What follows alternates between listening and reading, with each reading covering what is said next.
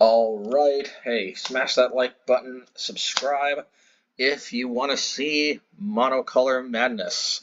And if you don't, you can unsubscribe at the end. But I think you're going to like it. And the channel's growing thanks to you all. So here, what are we going to do here? This is what I would like to call mono white, I guess 8-field Stoneblade. And yeah, so we're in for a treat here. I've actually been playing around with the numbers a lot. I've been playing around with different cards, you know, what's the right kind of cards to play in the deck, and just the way the format is, just in general, this is my thinking, okay? Unfortunately, as much as I sung its praises in previous videos, the Iganjo unfortunately is not making the cut this time, the Restoration of Iganjo. I actually will continue to play that in the budget version. And actually, I kind of like this, where I'm taking this in a radically different direction from the budget version.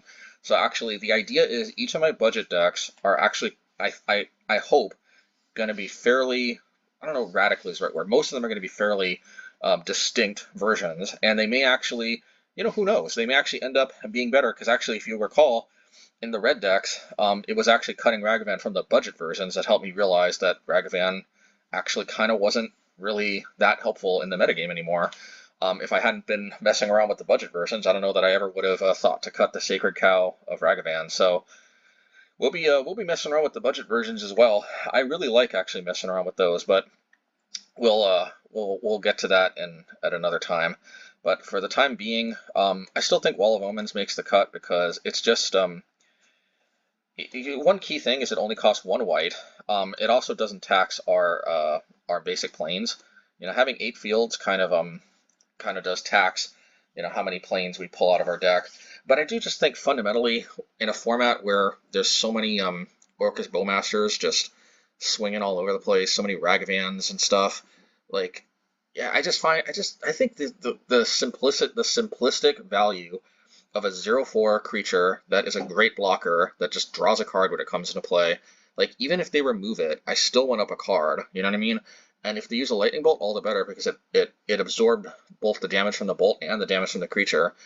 And we ended up coming out a card ahead because they traded a bolt for our Wall of Omans, but our Wall of Omans drew a card. So like it's really much better than it looks like. I mean, it's not like busted or anything. And I know an argument could be made that Iganjo could be even better, in the sense that we could start recurring our Urza sagas, but for the time being, I think that this is where we want to be. I just really like the defensive nature of Wall of Omens. I just like how I feel like if we can survive, then we should be fairly favored going into the late game. And nothing quite helps us survive quite like Wall of Omens. That's why I like this card so much. We're actually messing around with Urza Saga, which is a card near and dear to my heart. Obviously, you know, playing it in mono red. I'm actually kind of branching out from the 8-field that I was originally doing, and I'm actually more so experimenting with Urza Saga at this point.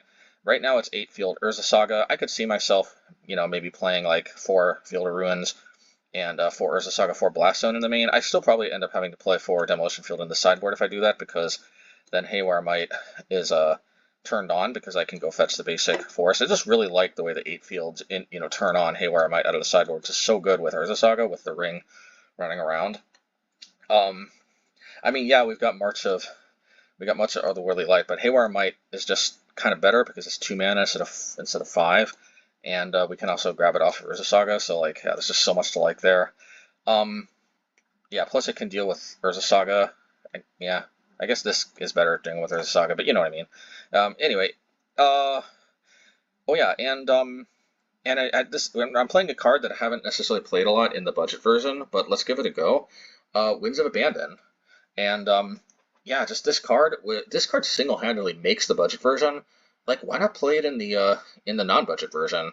Like, you know, I mean, I get that it started off as kind of like a budget replacement for Solitude, but I mean, hot dang, man, sometimes it's even better than Solitude, and I can totally rock them together. So, I mean, let's do it. Why not? I mean, there's no rule that says we can't.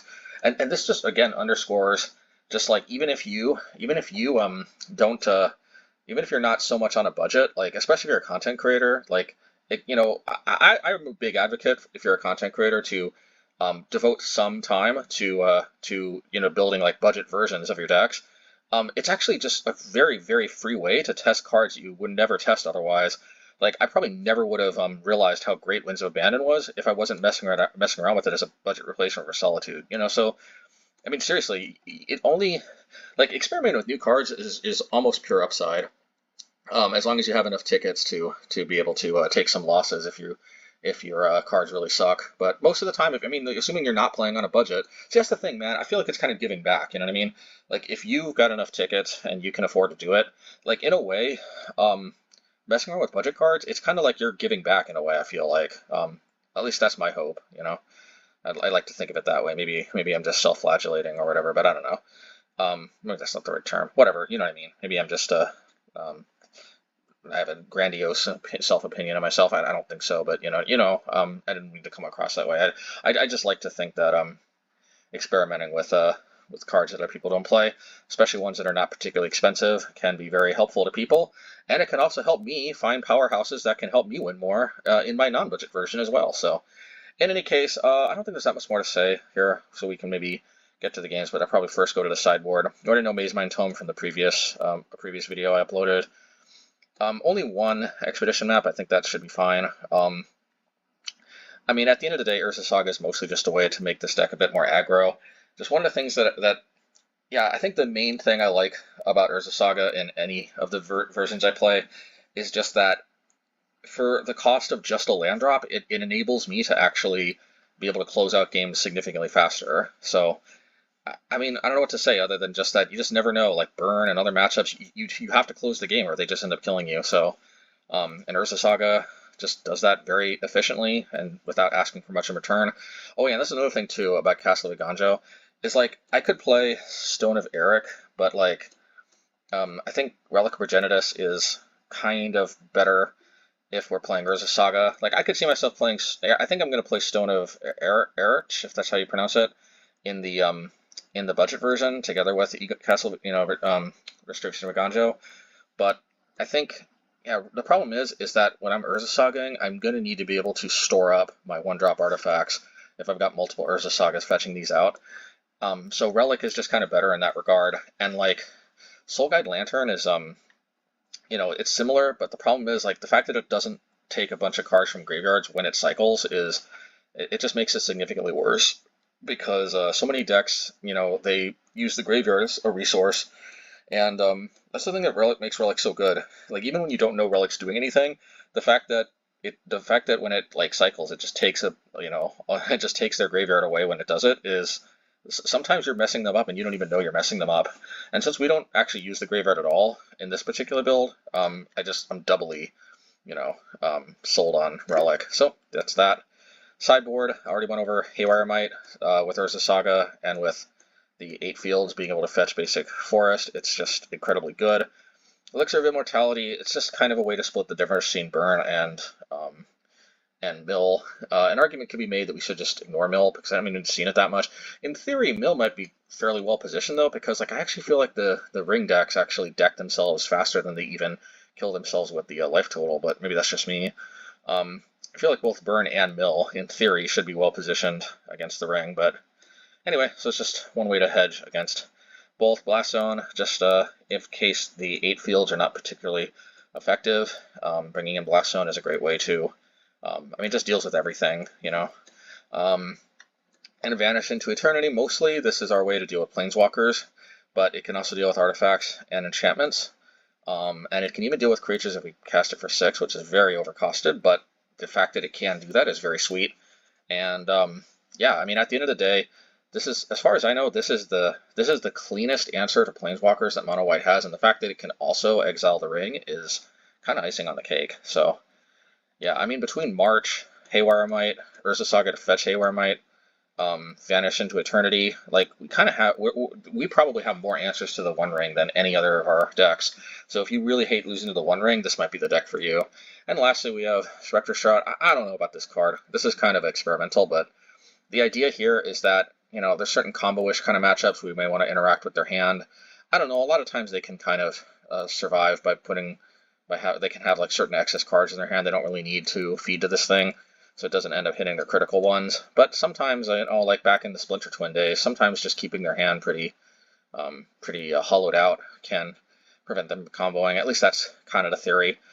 In reality, it's probably just too cute for its own good, but the fact that it also boosts power is kind of nice because, for example, Mortarpod can suddenly deal damage every turn instead of just sitting back. Suddenly, Stoneforge Mystic can swing in for 2, so you can, you know, sometimes swing into board states you wouldn't otherwise.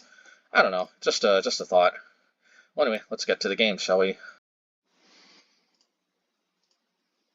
Alright, mulligan this one. Lands. Seems better. Yeah, we'll keep. Diversify our hand a little bit.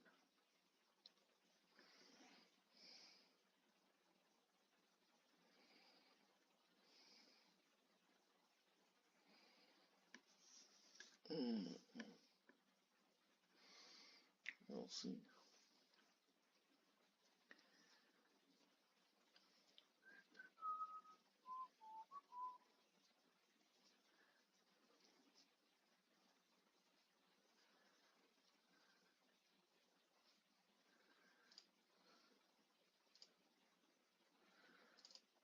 Alright, Relic. It would be nice if we had some more white sources, but at least we have Mazemind Tome. Okay, Battle of the Relics. I'm guessing this is Mono Blue Tron.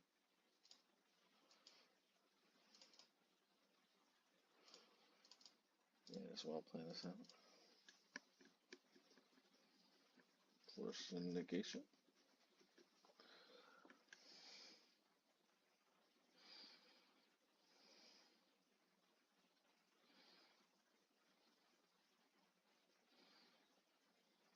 And the main deck Force of Vigor.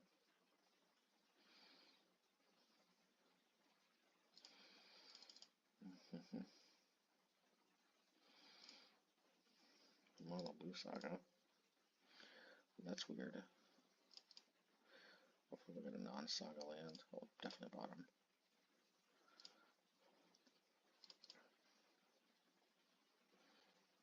Definitely bottom.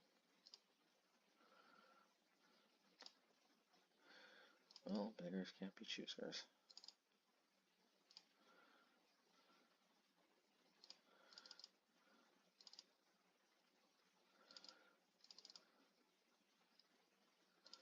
Do this on their draw step.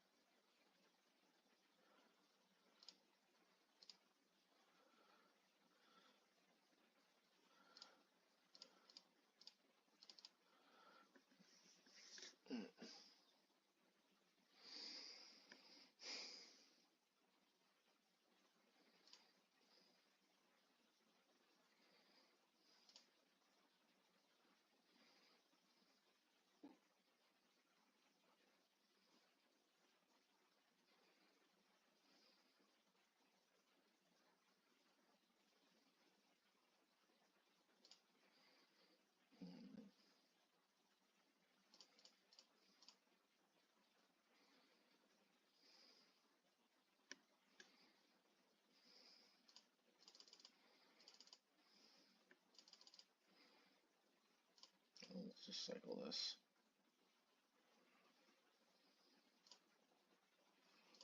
Ready? Okay, I'll take it.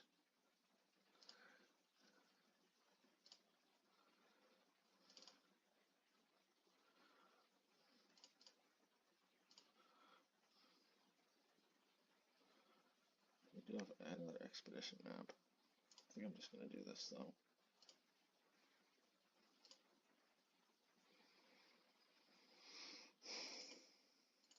We gotta hit our land drops.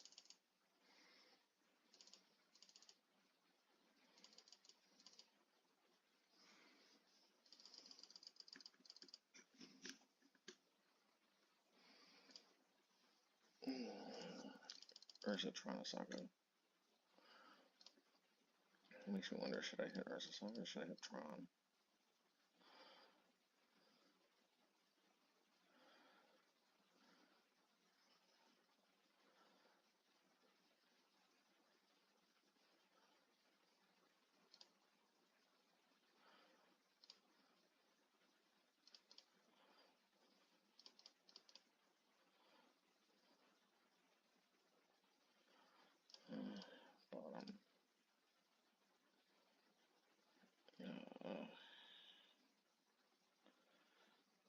problem here.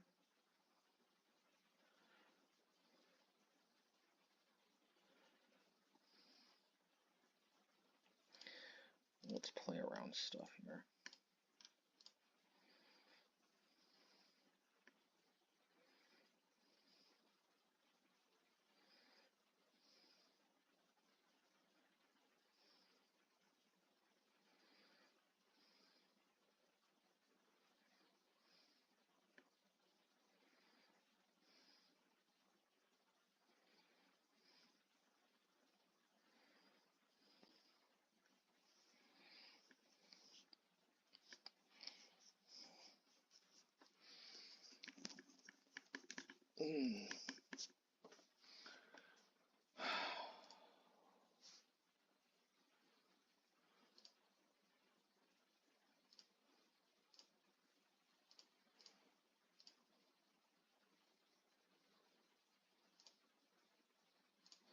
Well, I kind of want to go for big game now. I mean, I don't know what else they got in their hand here. It's ridiculous. Oh my god.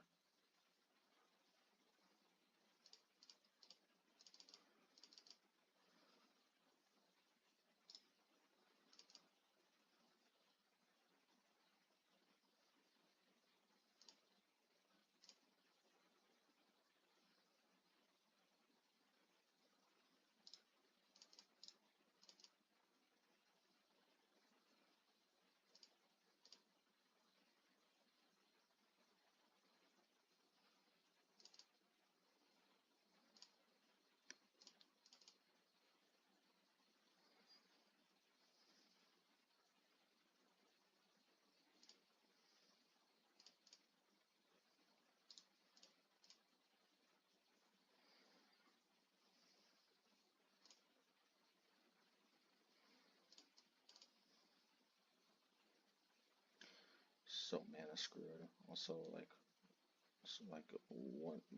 1 million Urza Saga. Mono blue Tron. Like, frustrating, man.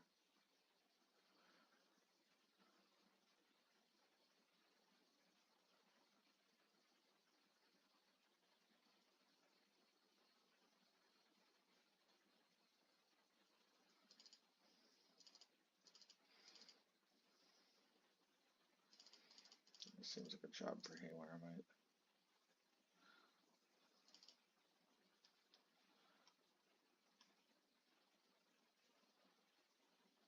Just gonna take out a basic plains.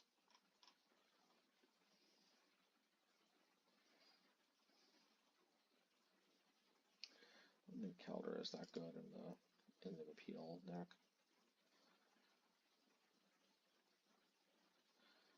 I don't know, Mortarpod gives reach at least.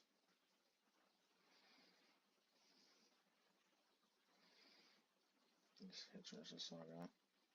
They don't have force negation. Perfect cards all the time.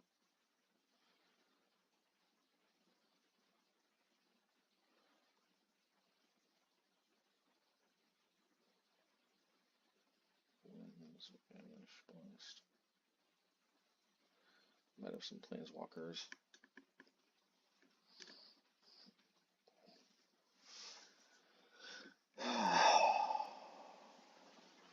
Seems like a different kind of mono blue Tron deck, though. I don't know.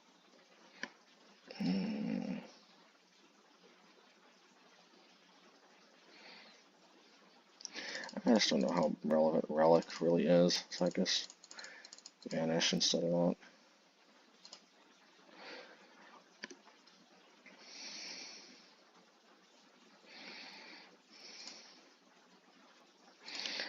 Alright, that's better.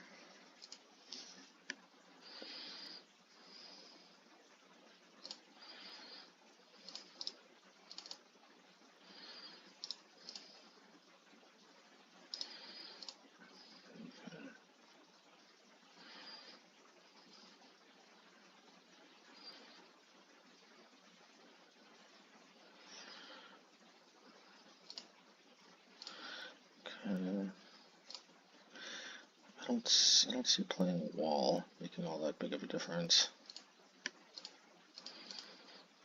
Could force it, but then we force him to have to use a force.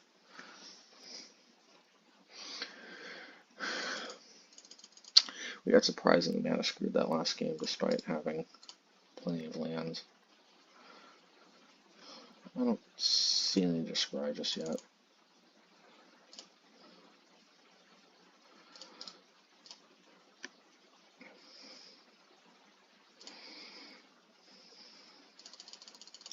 Let's see if they threaten Tron. Okay, they don't, so I'm going to draw a card.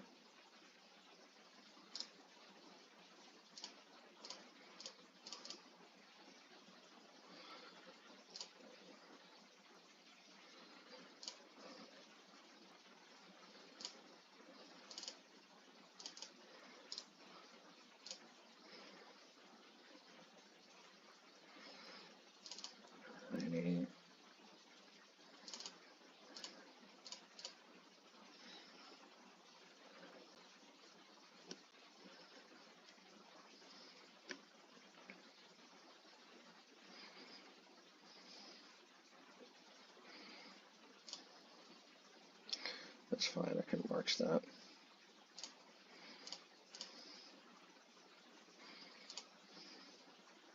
Yeah, I got double march, so I should be fine.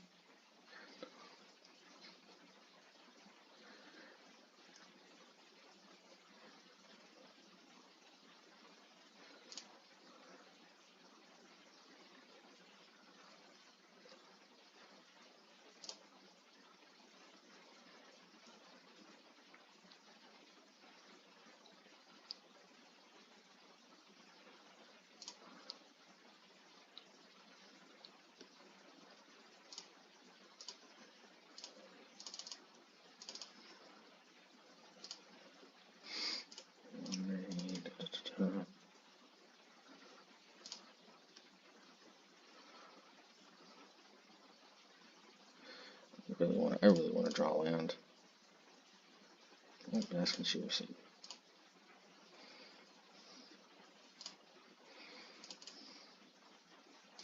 I'm going to do this on upkeep. 1, 2, 3, 4. Okay, I don't have to discard it. I'm going to do this on upkeep so that they can't force invasion me.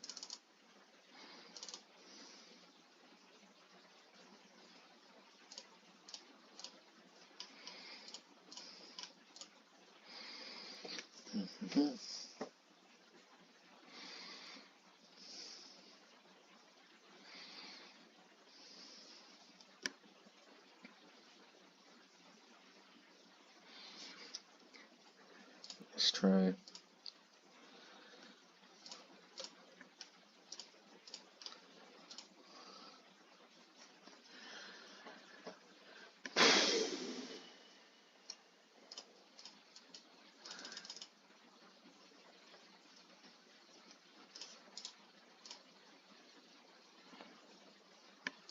Alrighty.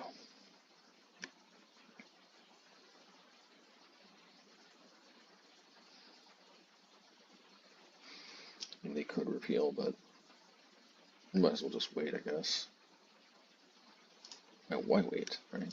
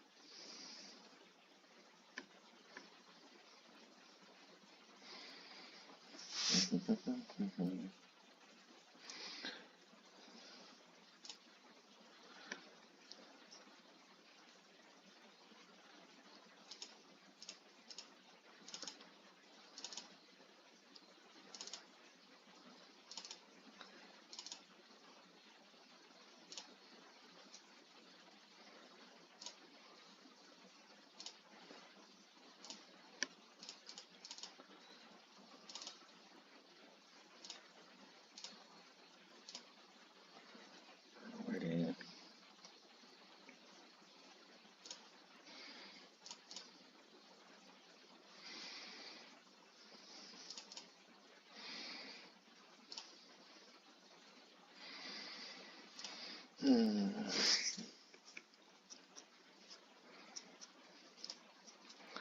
unlimited repeal is always nice.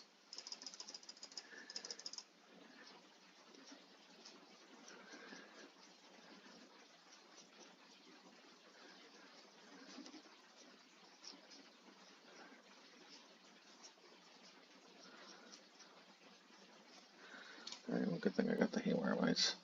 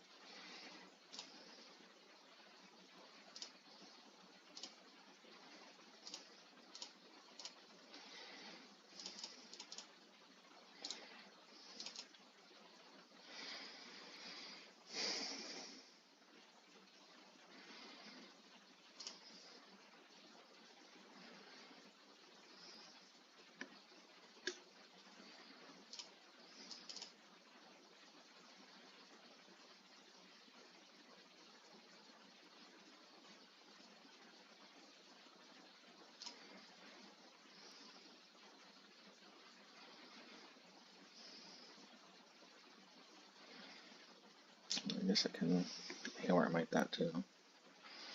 So there's that.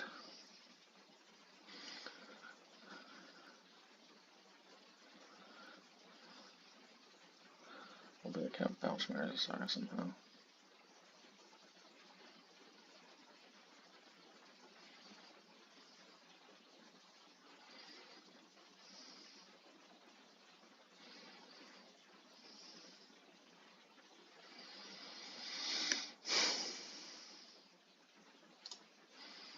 Sure.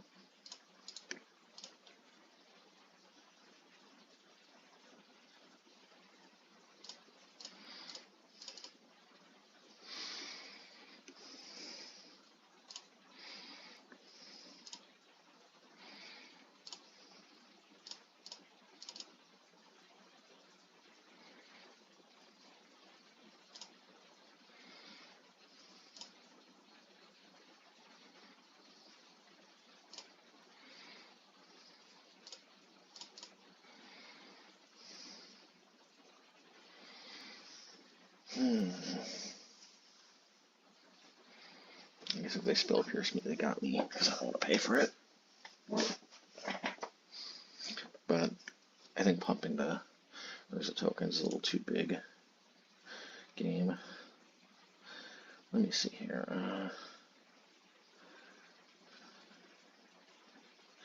I guess I might as well try to go for the win, and I got nothing better to do with this 1 mana anyway.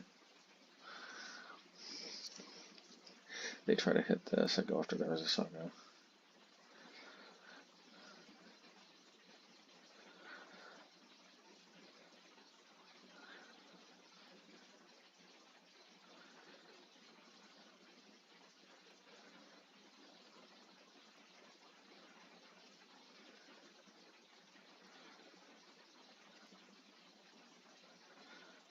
If they hit this, though, they don't get their land. But I don't think.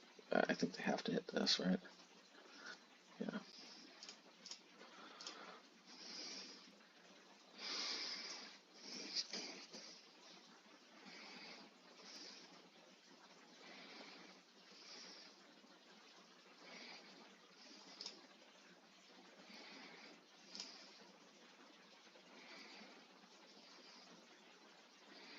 Sure, they have repeal.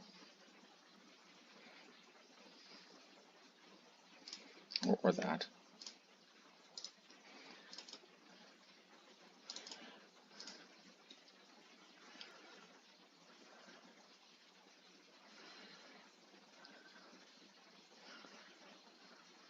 Yeah, I mean, I still think this turn was about as good as it was going to get, I think.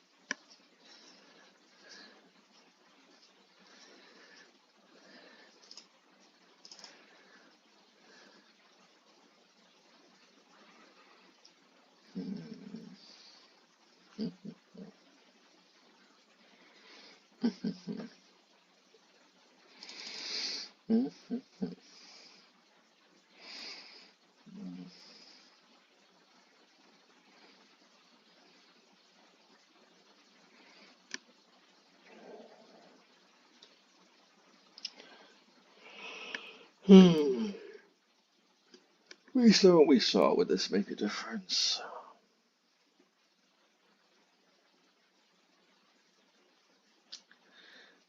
The non-lands is a Urza Saga. Question is Winds or Relic better? And I think the answer is no. I don't know about Specter Shroud though, now that I think about it.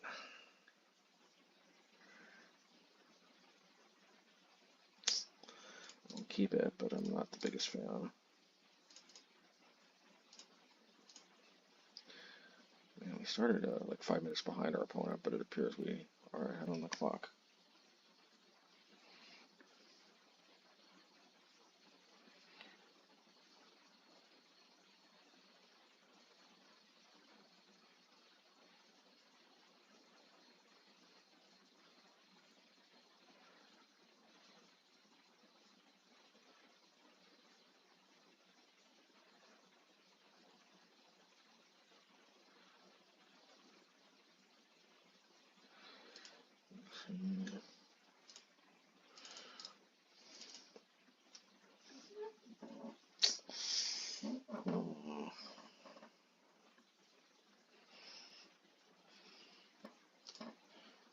I think they mulliganed and they had a 6 at least.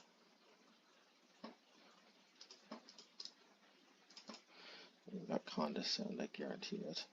I need to draw something though. Alright, fine, Condescend me, bro. Golly, man. So dumb. Well, that's a lot better than being condescended at least.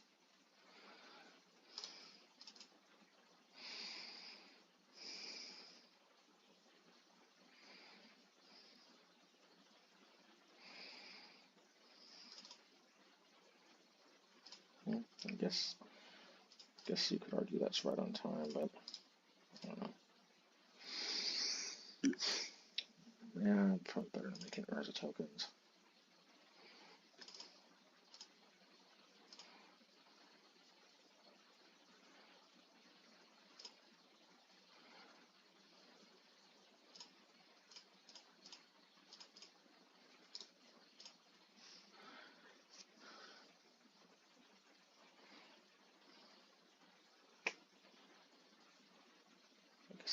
I guess technically I have to get green, don't I? Because if they drop a ring, I'm screwed. Unless I can hit it with Mite.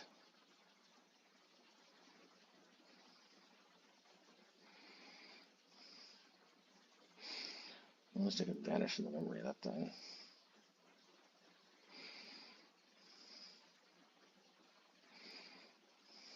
Hopefully they get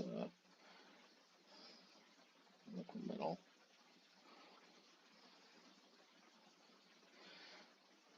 That's okay, I can probably live with that. Gee.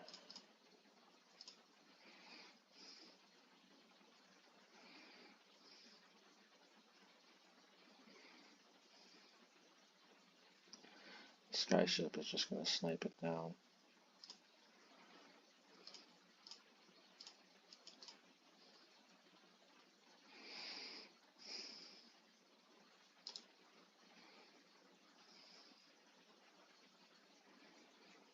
I'm a little worried of force negation, but alright.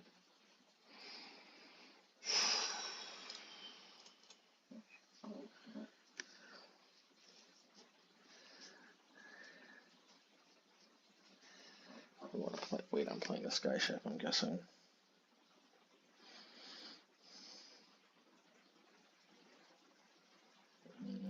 There must have been a reason for that. But I just forgot to pay the mana. We're going to return it with Academy Ruins, I guess? I don't know.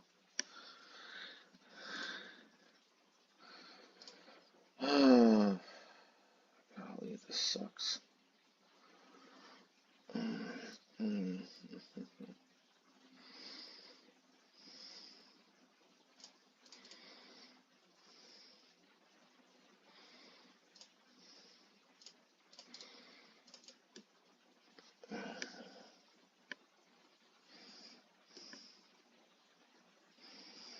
Probably going to might bring back Expedition Map.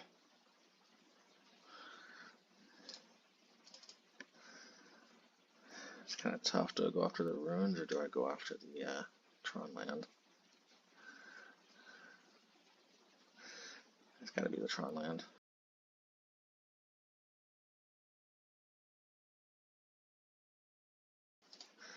But I kind of feel incentivized to hit the Urza's power plant.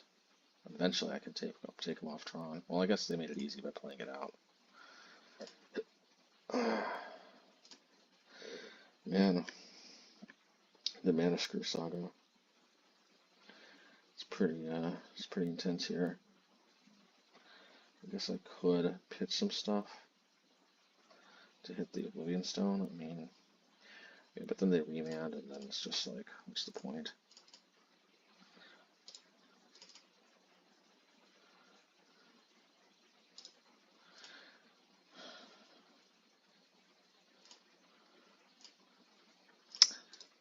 And, you know, this is probably not the way to go, but I do have the option to pitch out of Solitude with it. I'm almost there, but I just can't. I'm so close to Specter Shroud being useless, but the last few cards in their hand could be big game if I can hit. We're just so far away from Mortarpod actually being good.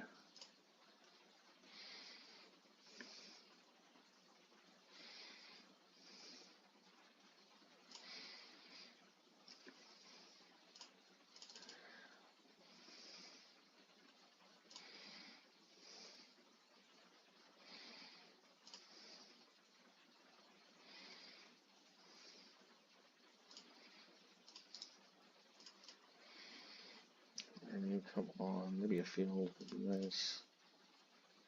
Well, I mean, it's better than nothing. So I think here.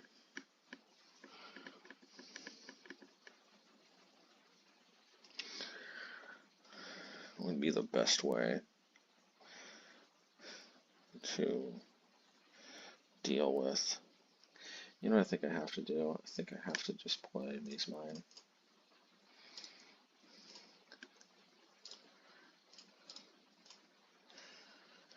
I'm gonna try to probably hit another Vanish into Eternity.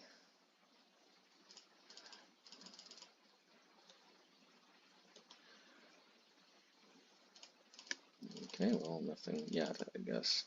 Good Walking Ballista, but I do have answers to that, so.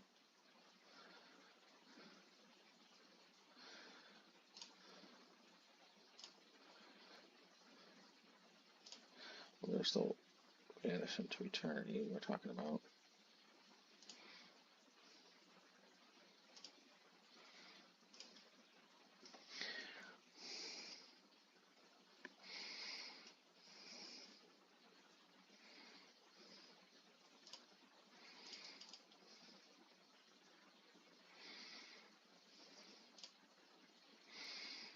I put bottom. And I'll risk it to do this. Come on, land.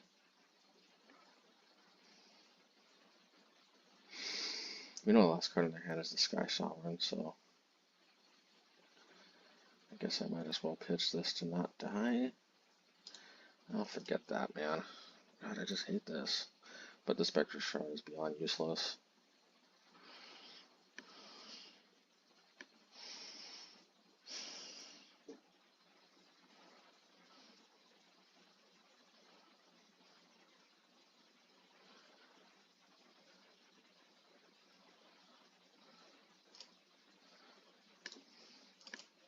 Note to self, the Haywire Mite can't hit the Ballista, but March of Otherworldly Light certainly can. But I may need to save that for Saga, so I may have to path the Ballista. 4/4.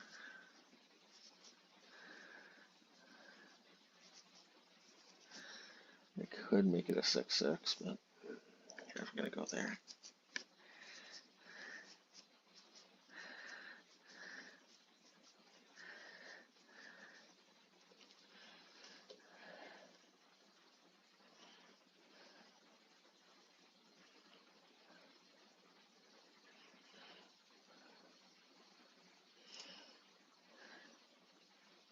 Okay, that's about time.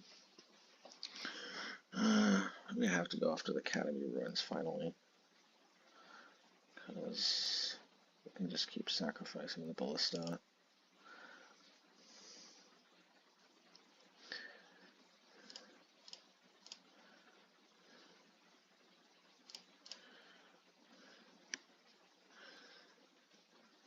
Let's see if they return Expedition Map. I don't know if they have another Ruins.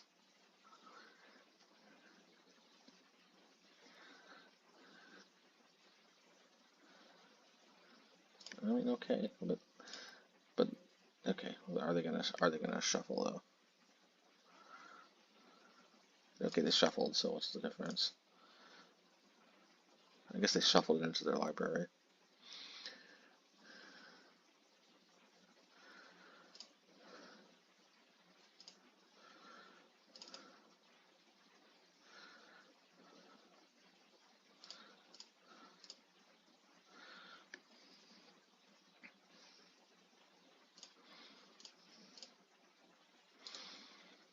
Maybe I should have marched.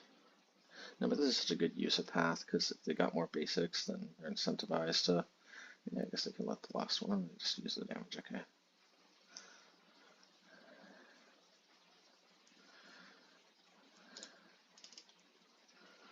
Yeah, the mana situation is what it is.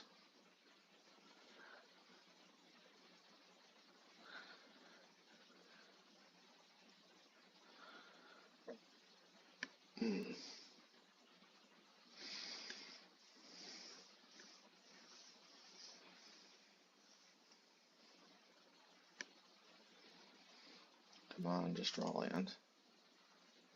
Okay. It's not bad.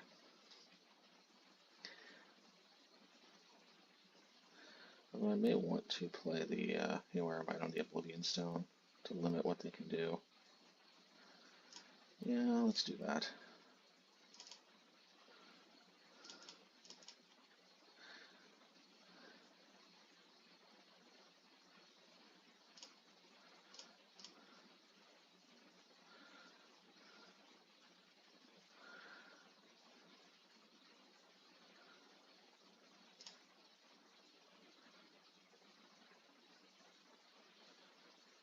I won't play the other Haywire Mite, but it's just going to get sniped by the Sky Sovereign.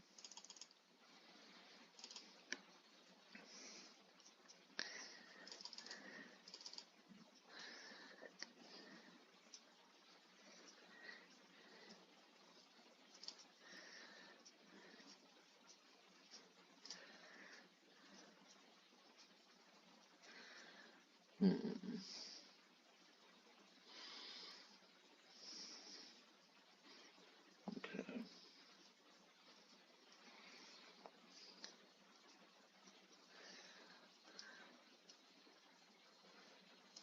Okay. Okay, fair enough. I think I have an answer for that though. We have to Solitude though. Let's see, 4. This is 2, 3, 4, 5, 6, 7. I still think we're far enough away from dying. This doesn't hit players, right?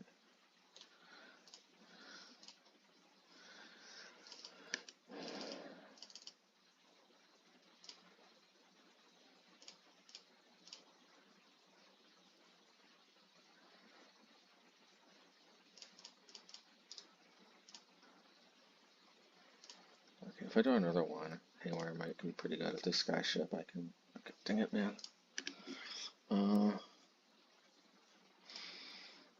Alright, well, Skyship is still a little dubious because I can respond killing it. It does have crew though, so it can crew itself in response. I don't know, if they hit the Haywire Mite, so be it. I don't care about it that much. It's better than exposing the Stoneforge, I think. Plus I can still Solitude.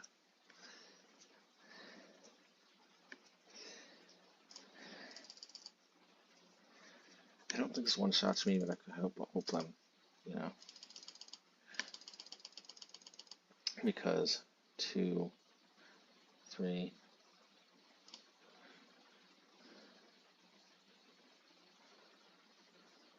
that's 4, it's 5, 6, 7. It's not lethal.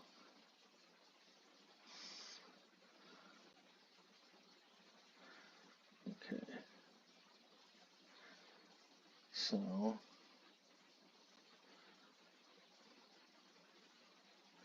I probably should have marched, then solituded.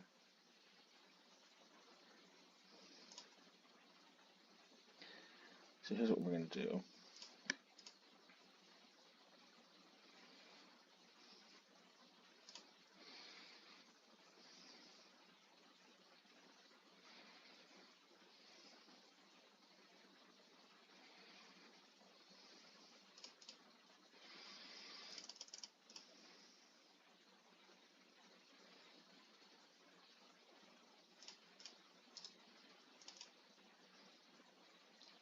Maybe this was a mistake, but I got this other one at least.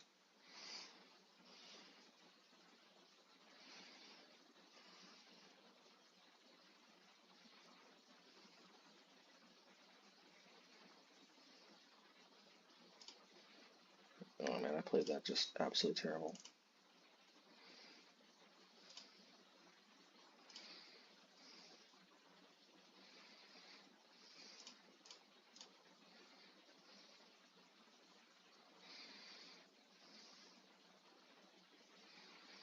How much do I even want to rate the Solitude? I don't know.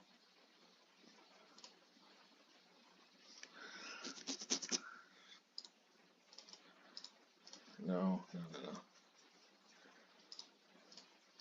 You know, I just can't afford to get this thing countered. Like, whatever. They might just go after me and skyship it, but that's fine then.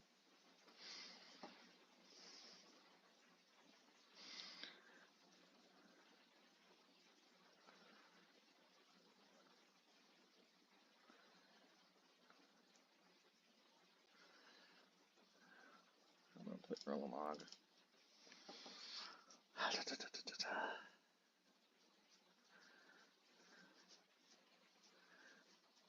Yeah, okay, well, they finally played it out, so I can finally play out Stoneforge.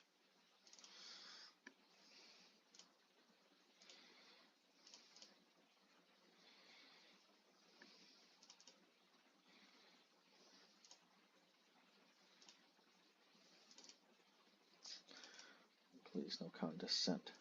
Please, no condescend. Please, no condescend. Okay.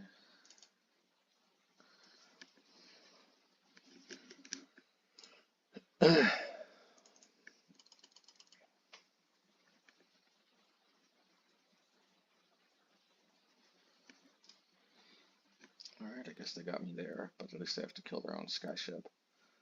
They're gonna do this now or forever hold their peace.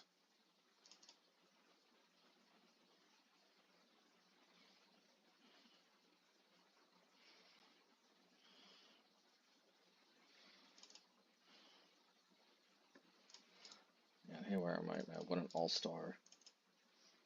Like, holy moly. I think this is in every single one of my decks now.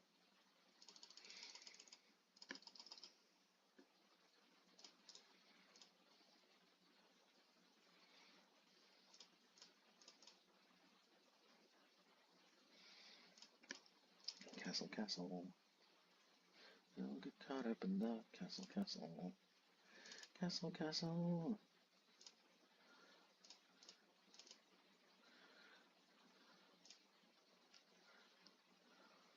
Alright, I guess I officially ran into 2 targets. I think this is better than creating a token.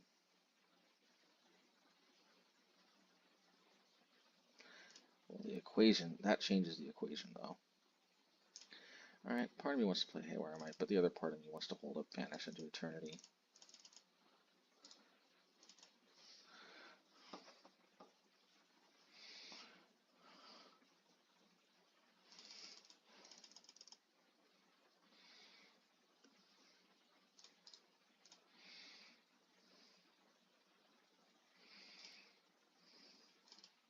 Five, 6, 7.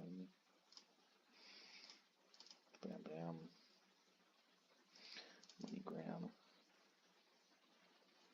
And hopefully the equation doesn't get changed on me again. I hate when that happens. Okay. Should I play Haywire Mite? Nah. It's too important if they happen to have rain.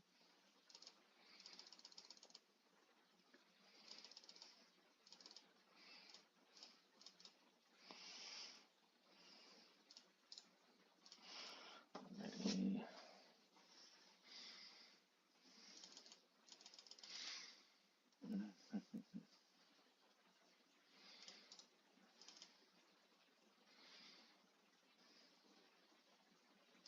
I need to play the Haywire Mite in case of a sudden another Walking Ballista that we may need to defend ourselves against. You never know.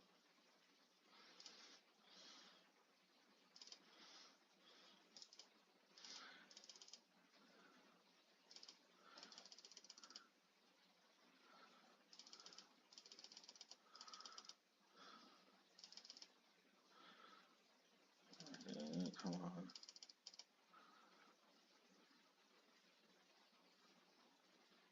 Oh wow, that's a lot. Can I weather the storm though? 16, 8. So the Walking Ballista, I think. Okay, well, good thing I played out the Haywire Mite, although this is still not going to one-shot me.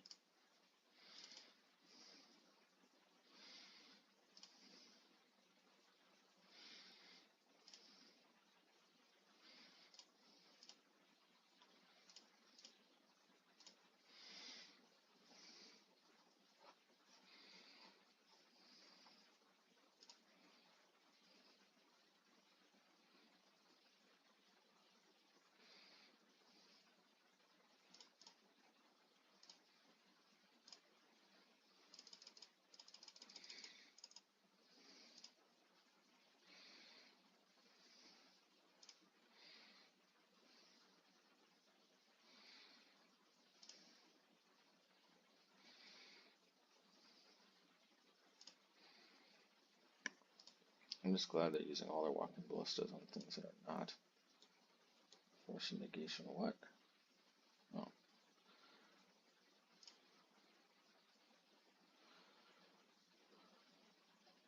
2, 4, 5.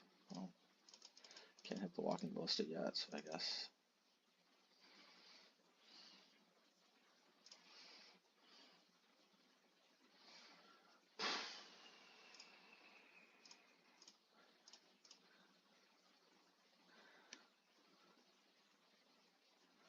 Should I attack? Yeah, I might as well. 5, 6. Just go to the plains.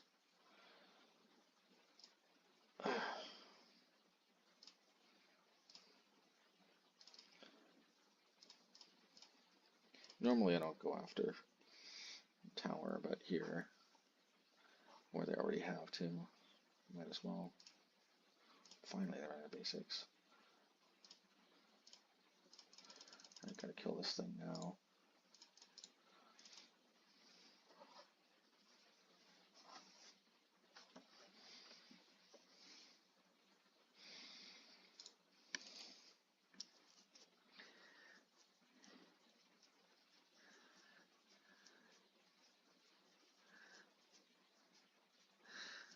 Okay.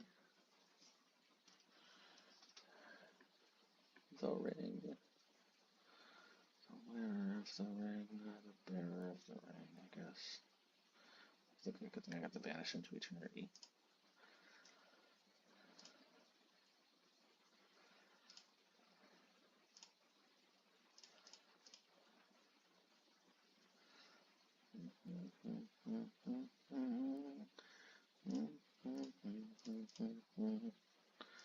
I did that first so that I can play around any type of shenanigans.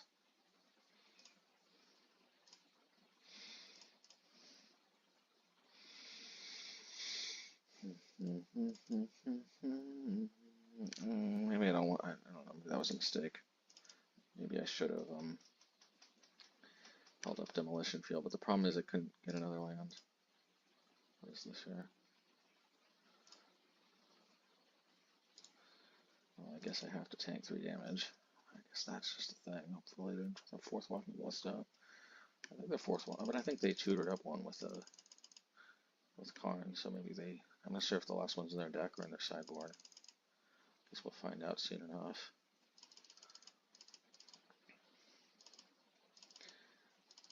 They need 40 mana to go to 20, so it's more than you might think.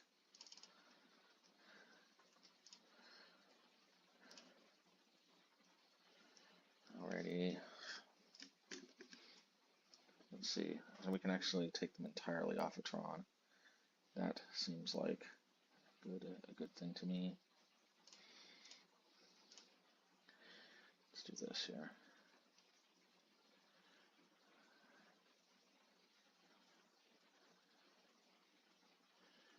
Condescend for 1 million. Okay, well, they got me on that one.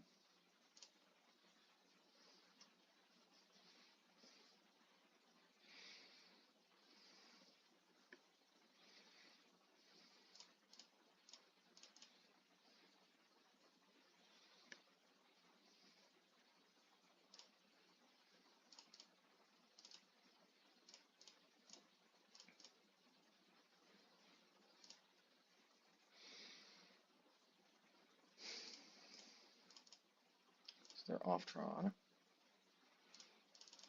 I'm on Stoneforge Mystic. I think I ran out of targets to hit, but whatever.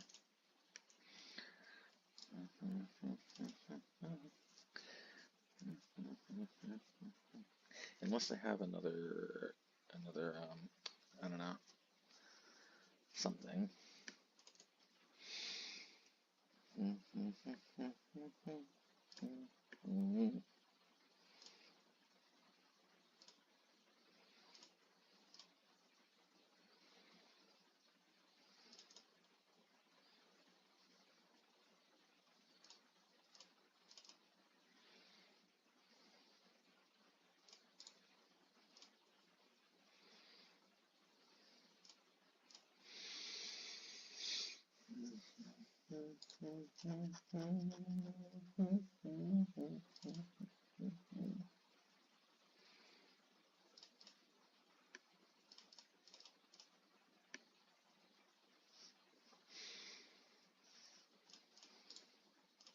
I don't think they can win in 5 seconds.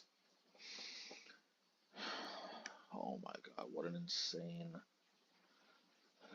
game this was. It took too long. Oh man. Okay. Yeah, it is keepable, I think. Okay, this should be interesting. Yeah, I think that's the play.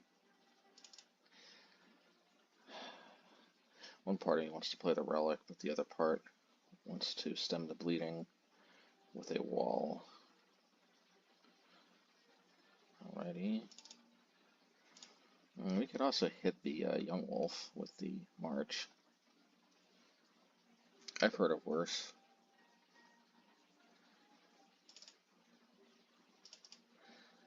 Yeah, you know, we're gonna hit the wolf, and I'll explain why.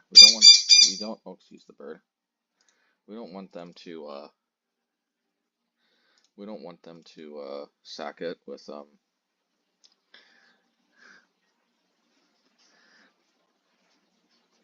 Elixir Evolution.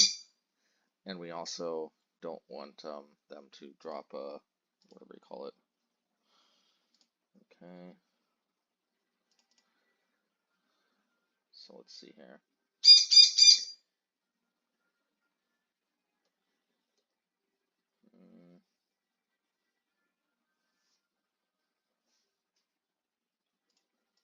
Let's do this here.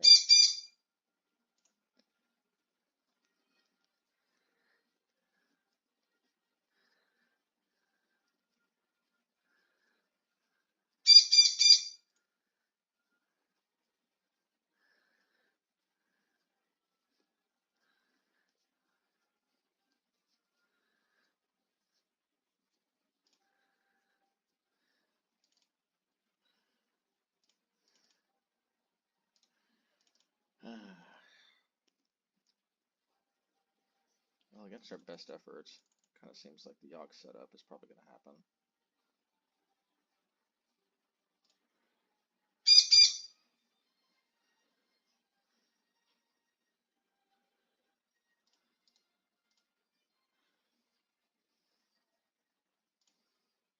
Mm-hmm.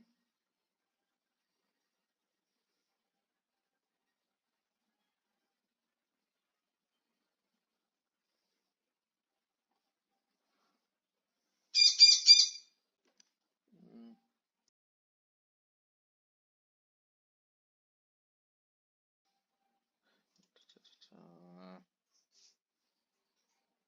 Like in theory, I do have a lot of removal.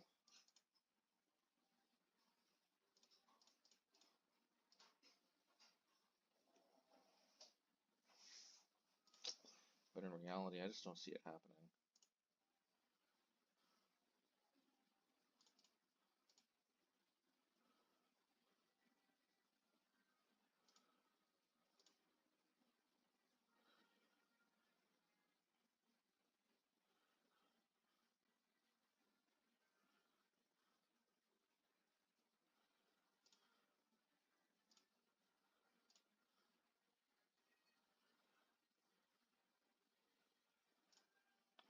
Okay, like that's like, oh my god. God, I hate that, man. Having to keep clicking through that. Anyway, we wanted a way to deal with Gris, so I guess there we go. Wall is cool, but this isn't really the matchup for it. This is the matchup for Relic, though. And all the rest of these cards are pretty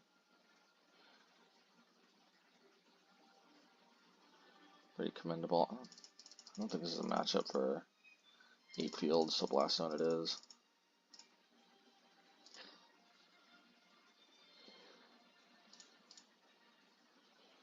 Alrighty.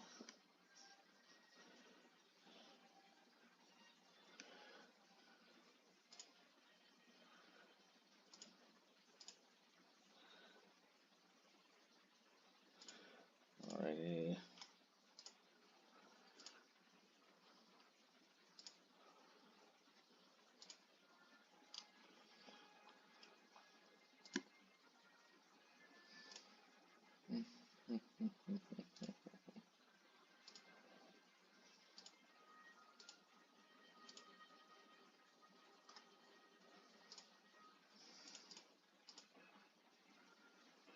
Yeah, this one is a little more like it.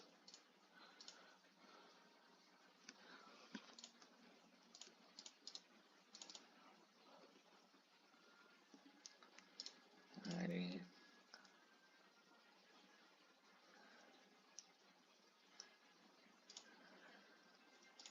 So it's this version with the plant token. Alright, they usually don't have a way to kill this very quickly. I think I'm actually going to get Mortarpod, because I don't think this is a matchup where we necessarily need the life gain much, but shooting down some stuff could be relevant.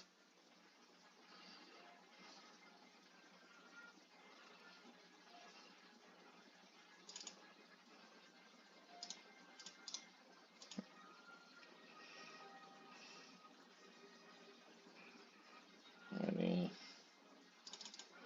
Yeah, let's get this Kaldra. Let's get this Kaldra out to play.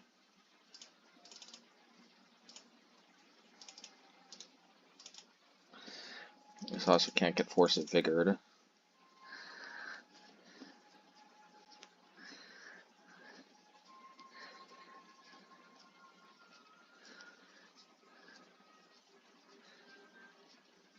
Okay, Dryad.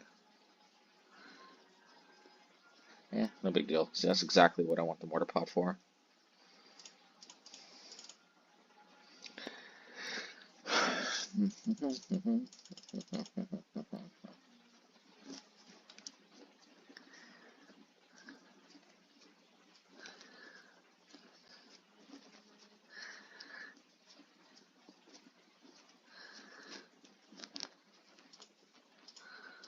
Alrighty. Alright, well, there goes the Mortarpod. I might take the Solitude.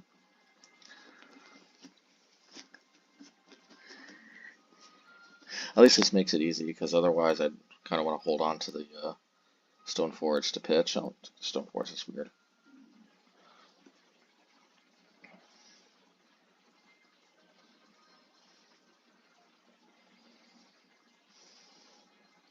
I think somebody said Orcus Bowmasters isn't good in Yawg. I disagree. It's the same utility as any deck, and the extra bodies are good with Yawg. Yawg can use 2 bodies for 2 mana, in my humble opinion.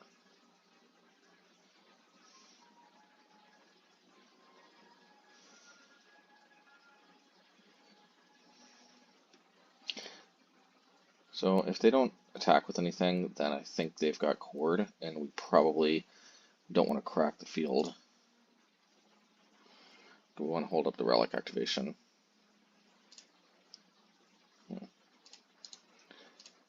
And I want to crack the Relic for other reasons.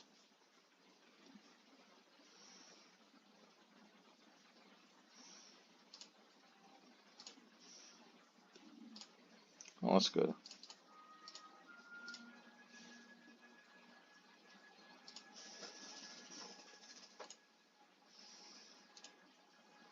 I think I should have attacked with both, actually.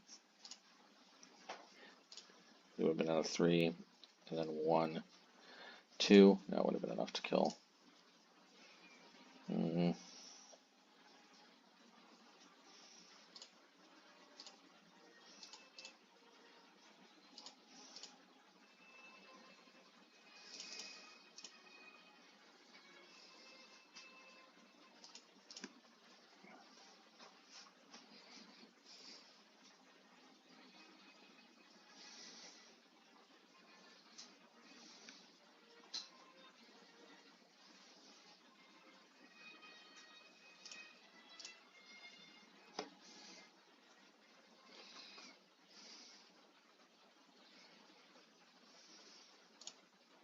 It's worth them getting another Orc token.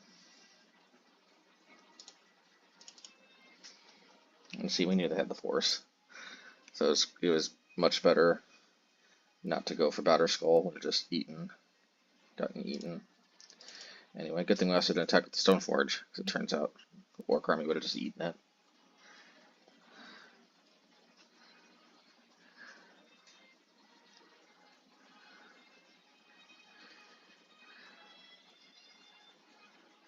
Alright, I guess they can deal with the Kaldra, but I just got the Solitude, so I'll probably end up being okay in the end.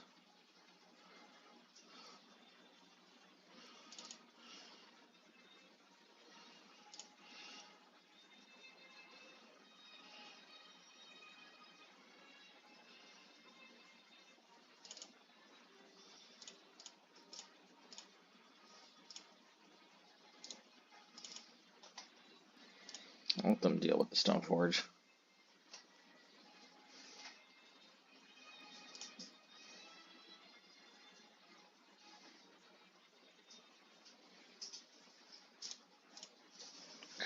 I want to save the Solitude for obvious reasons. I'll pump Blast Zone to 2. Okay, it's a little aggro.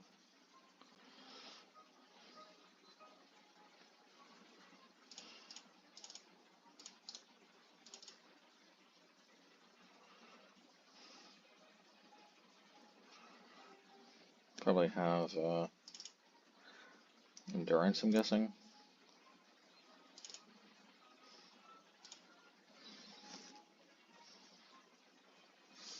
I think they can just leave themselves open for nothing.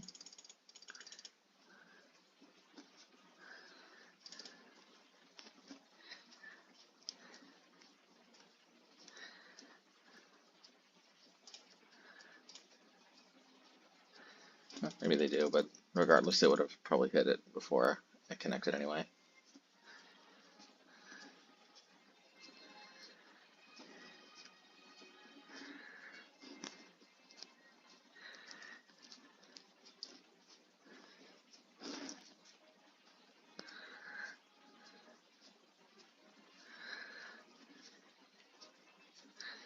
I'll probably crank out the soldier tokens until further notice.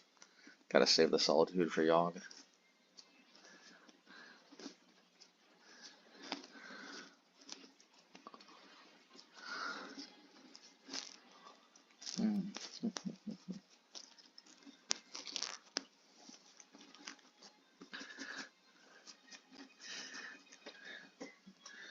And eventual Winds of Abandon could be pretty powerful.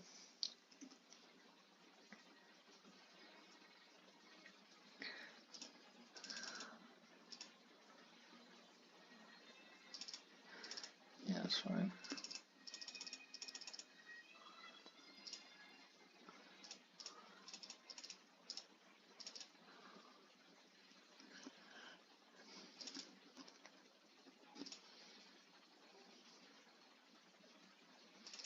So I could attack, but I'm still a little bit worried about endurance.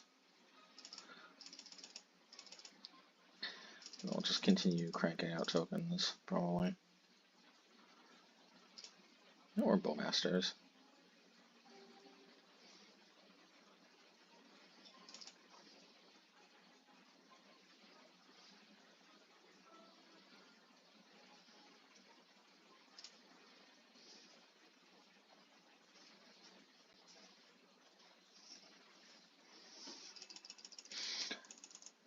Part of me wants to hit the blast zone, but I think I'm just using Castle. See, this is the thing about playing monocolor, is we don't have to rely on just hitting exactly 4 lands and never getting flooded. Our lands actually do a lot of lifting for us, which is nice. Otherwise, we'd just be so hopelessly flooded. Interesting.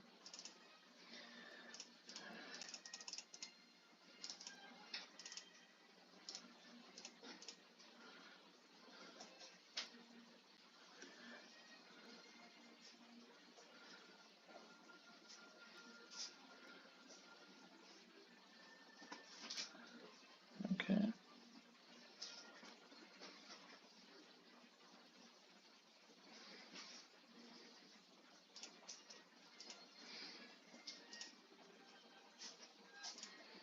Interesting, interesting, interesting.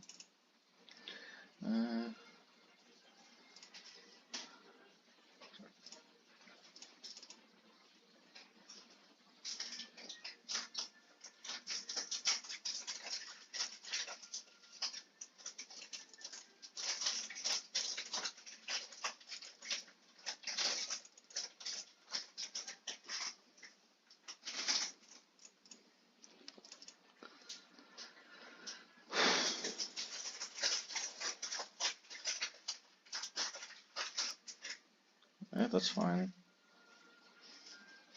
Did gain some life back.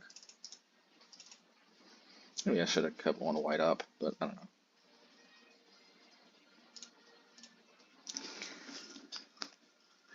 But I can blast one up to 3 if they dropped a grist.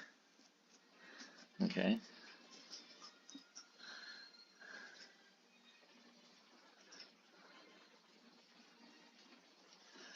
Something other than land would be a little nice.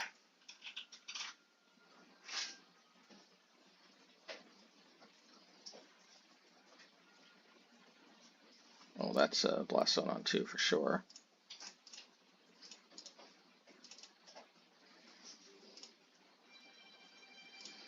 Well, I mean, at least if it's going to be a land. Something like this here. Yeah, I want to make this have Summoning Sickness. I guess it has haste. Or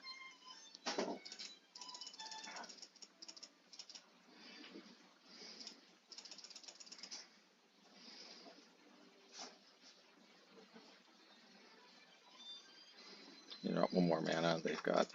We'll see.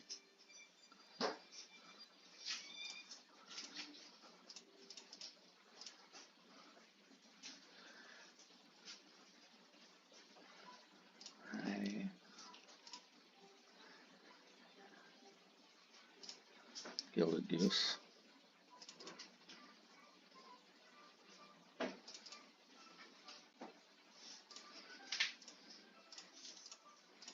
Interesting. Maybe I should have put this on 4 actually. Well, that helps.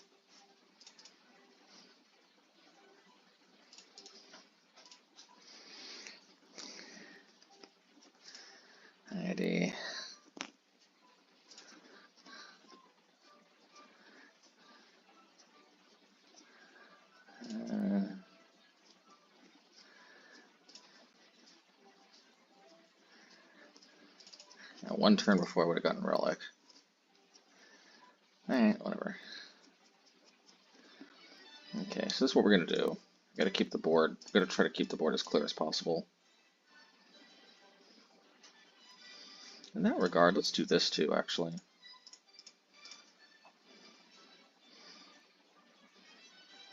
Yeah, I just, yeah. Yeah. Okay, fine.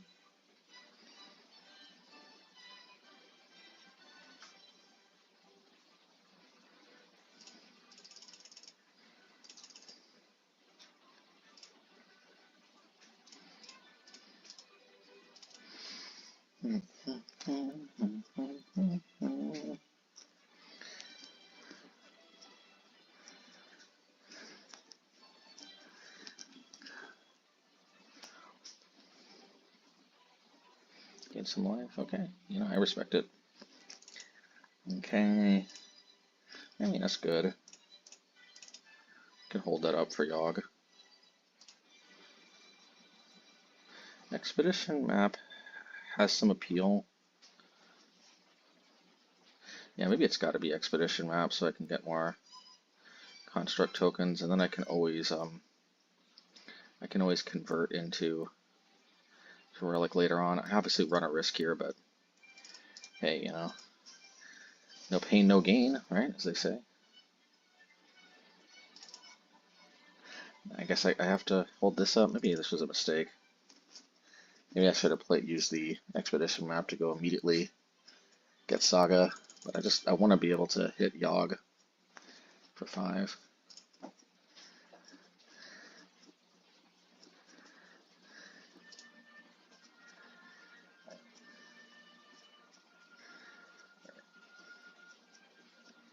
Yep. See, I'm gonna have to end up hitting Yawg for 5.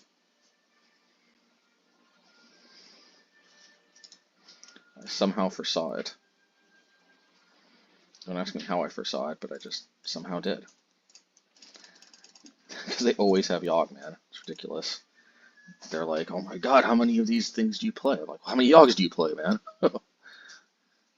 Jeez.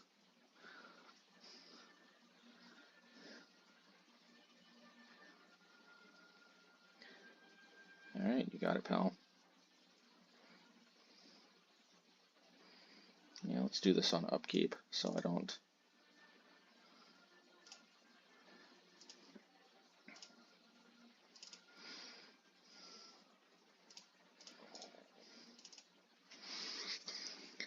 Alrighty.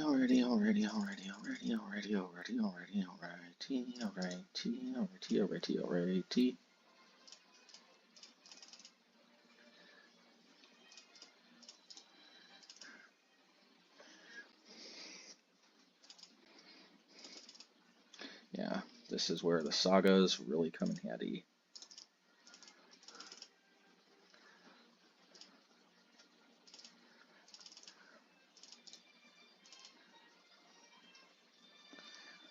Alrighty.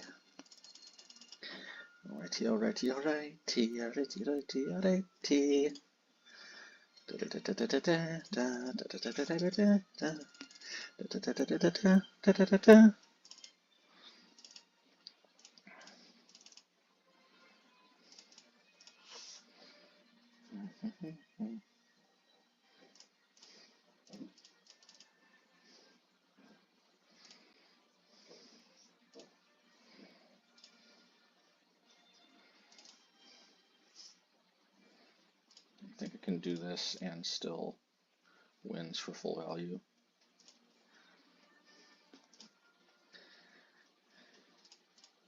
How about we just wins the halfling? Yeah. Oof. Ooh, man, that was a close call there, but of course, we're not out of the woods. So we gotta win the next match. Let's send it back. Drew no Vanish to Eternities, but then again, they drew no Grist, so I guess it all evens out.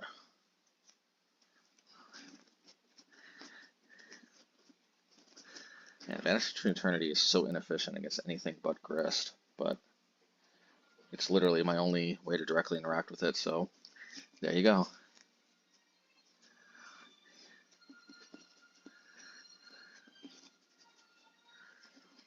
Sometimes I wonder about something like, nah, there's no better, I mean, there's like a Seal from Eternity, which could be good, but the main thing is the double white. Plus, on another note, when the game goes longer, they can still pay the 3 mana. Alright, hey, this hand is good enough for me. Yep, good enough for me. Good enough for me, good enough for me, good enough for me. Good enough for me. Okay. Yeah, and they didn't lead on a mana dork, which is good for us because we're a little more susceptible to mana dorkishness.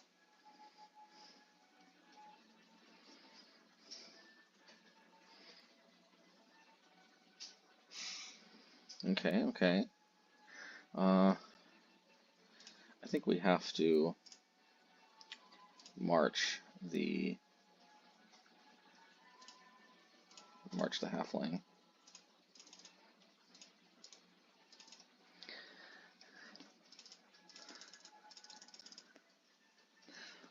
This does lead to the Yawg combo the moment it comes down, but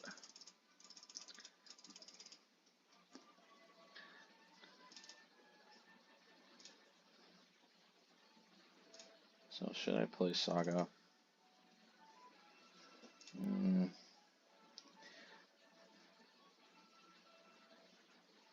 Believe it or not, I'm going to do this because I want to camouflage the blast zone. It could end up being a big mistake.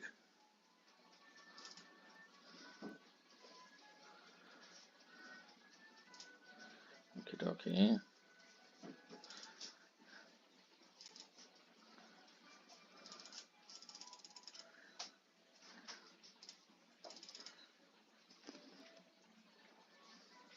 Always nice.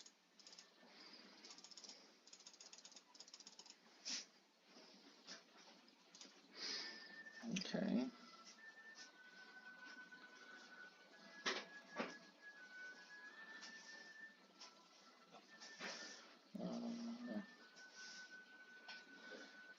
No, whatever. I'll see what they. I'll see what they hit.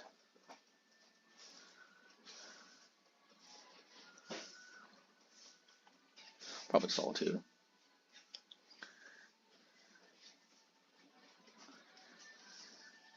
If they hit Solitude, then the blast zone becomes a very easy choice. Or does it?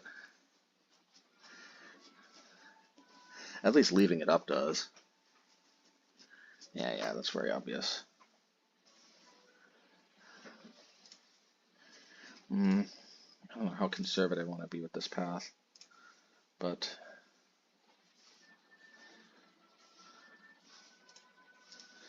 like, am I really, I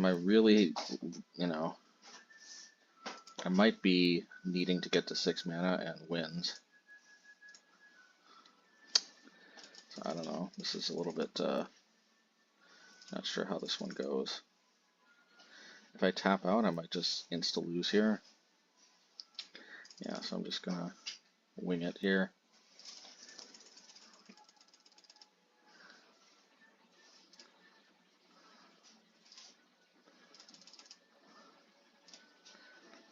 Okay. Pretty much gotta draw wins next turn.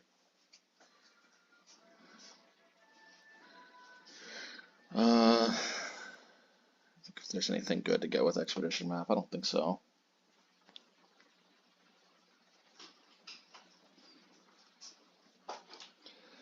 I see very little point to playing Expedition Map out.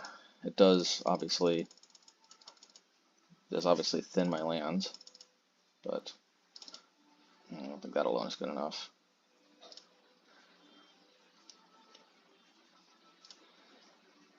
Okay, so I may have to blow the blast zones. So 1, 2, 3, 4, 5,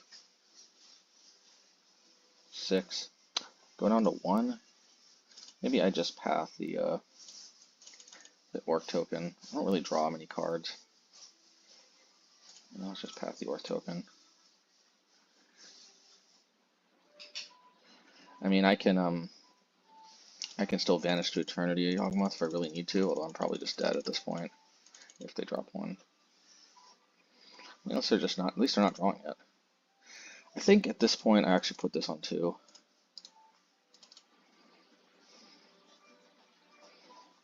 Come on. Ugh. This actually might end up not being half bad. Let's see. So 1, 2, 1, 2, 3, 1.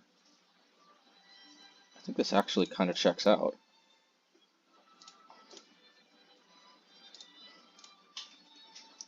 Still think I pretty much insta-die to a Yawg. But I think this kind of checks out. Keyword kinda.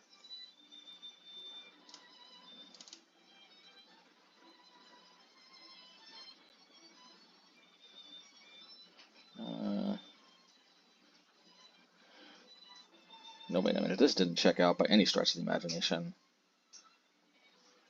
I don't know what I was thinking.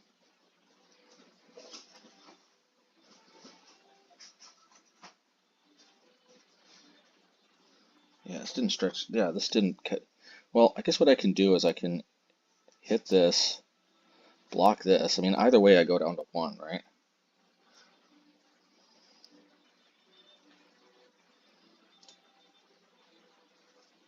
Maybe I just pitch the Vanish.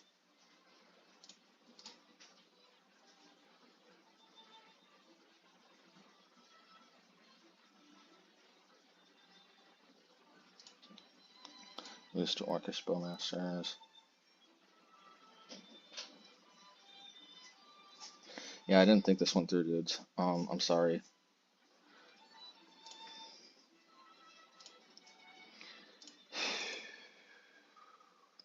I think I have to pitch the Vanish. Very not ideal. At least this way I hit the Bowmasters and the wall. But I should not have played the map. Then I wouldn't have had to have pitched the Vanish. So I just go down to 1. Do I have any life gain? Do I want to count on it? Do they play all 4 Bowmasters? I'm sure they do. Oh, I'm going to do it. I'm going to take...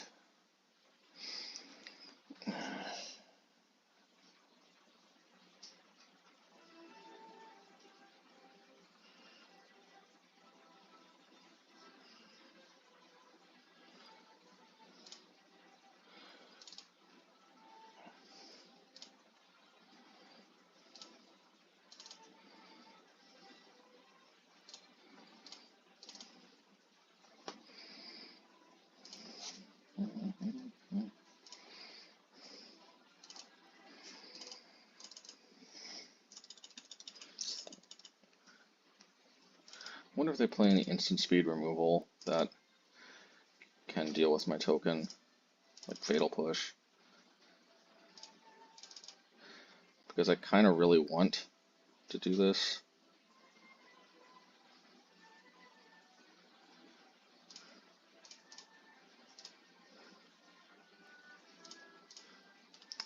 Yeah, I just can't afford to tap out and have whatever happens to me that I don't even want to know.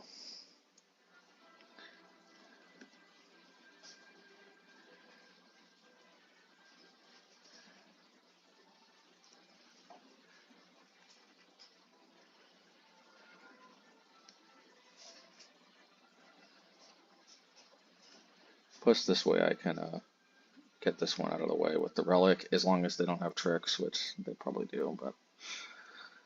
Hey, hello. GG's, I mean, GG's, I probably lost.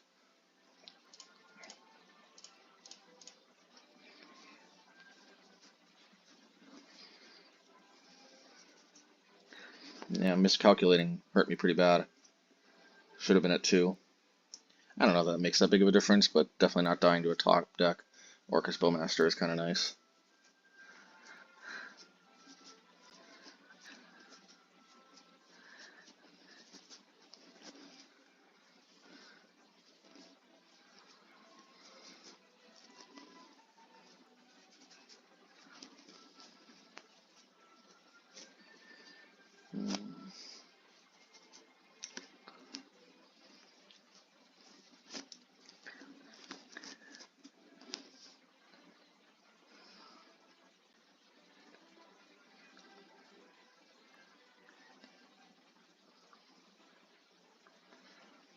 assume they don't have Cord, because if they did, they would have Cord of Frogmonth before that got exiled, I assume, but what do I know?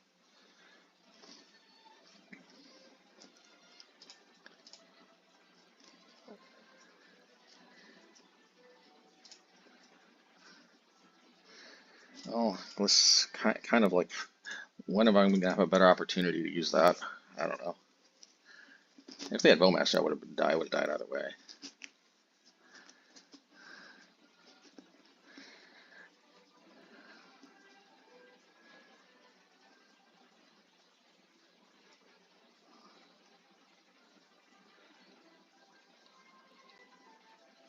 Okay, fair enough, I guess.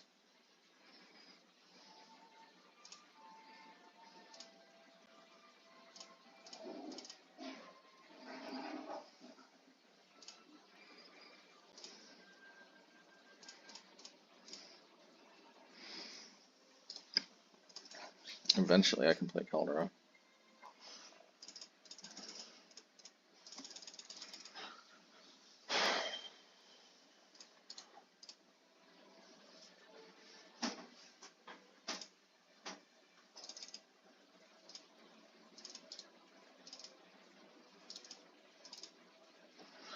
Oh, no Bowmasters off the top. No Bowmaster, please. Please, no. Delighted Halfling. You got caught up in the delighted Halfling. I'm just gonna do this just because I gotta dwindle the you know, the Yawg potential, whatever. I probably have to hit the plant token at end of turn, just so I can start gaining life with Solitude. No. Okay, thank God. I think we may have turned the corner.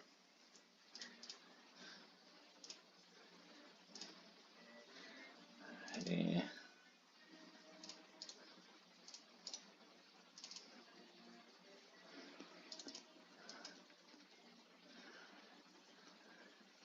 Oh, sweet. 4 life. I mean 3 life, up to 4. Thank goodness. Yes, we know about that. I don't think I'm going to hit that with Path. I can't hit it with Vanish, because even though it's a creature, it's also a land, and this says non-land permanent, so there you go. Alright, I think I'm going to Vanish that one.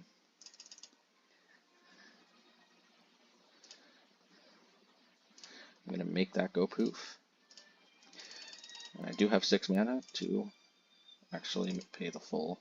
The fact that it actually can hit creatures is so huge. Like, I know it's so overcosted, but like, it's so much better than if it just couldn't. Because as we can see, we can absolutely. Man, that was something. What an insane match. This is a winnable matchup. It's not obviously they had to get a little flooded. Oh man, they cannot accept that they lost this one. Now I know how it goes, but look, I got some mana flooded in the beginning too, man. It's like it happens, but I mean, no Mazemind Tomes obviously kind of limits our ability to power through our deck, but I mean, hey, we still have like so much removal, which always helps. Didn't see any Winds of Abandon, except for like, I think game 2, which we used just on the halfling. But Winds for 6 is a very, very real thing we can do. And anyway. Okay, I think this one's a keeper.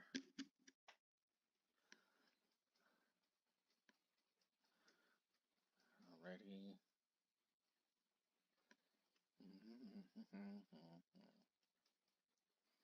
Oh, looks like it's Murktide. Our old buddy, old pal. I think Murktide is one of our kind of bread and butter good matchups, but I don't want to have to eat these words. I'm still inclined to think it even if we lose. Just unlike the red deck, just basically all our removal spells except for March, one shot of Murktide, and we're just not as concerned otherwise. So I could play the Mazemind Tome, but that A is probably going to get countered, B could get spell pierced, and C exposes me to Dash Ragavan, so let's, yeah. So I'm probably going to at least try to play around Spell Pierce with that thing. But, you know, if I don't draw land next turn, I think I'm going to just, you know, let Sleeping Dogs lie. Could be our chance to land it if, yeah. I think this is a pretty perfect target for this one. Yes, perfect. Perfect.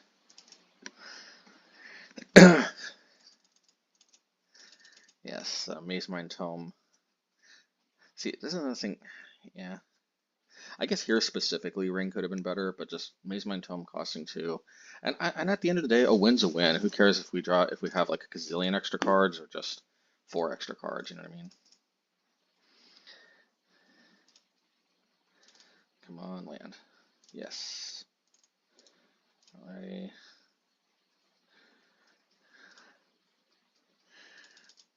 Let's see. I'm just not so worried about Murktide.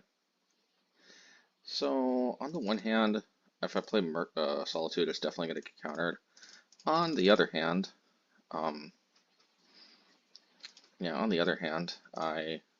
it's just the most efficient use of my mana. And I can land this one, most likely. Yep.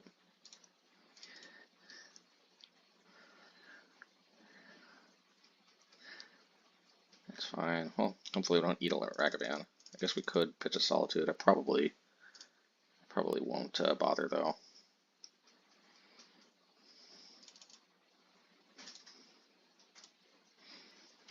This is where not having main deck Blast Zone will be a little bit concerning, but it is what it is. Okay.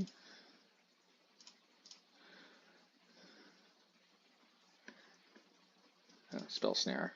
Definitely, that's an unusual one.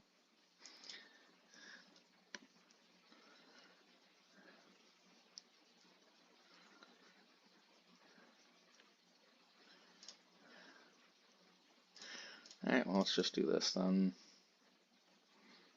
Okay, not bad. I think I'll...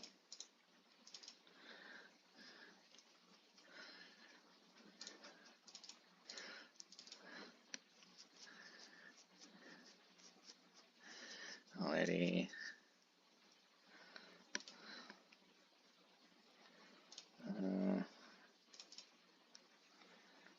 I see very little downside in leading off with this one.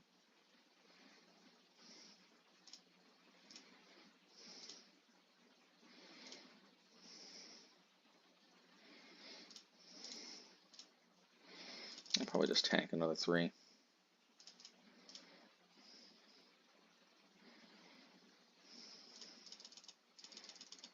Surprised they discarded that.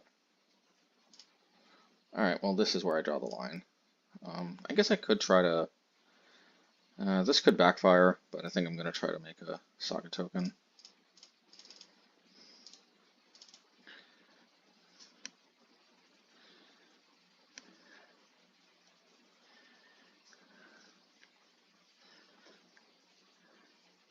I could have used that as a Saga, but at the end of the day, I still think I'm okay.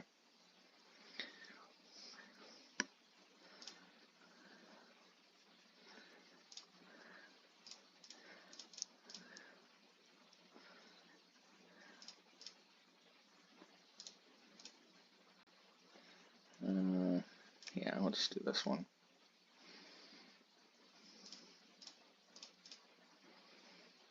I just really want to draw into another land.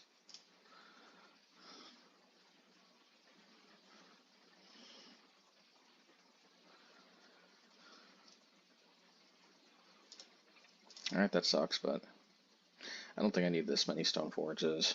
Or maybe Kaldra? I don't think I need Kaldra.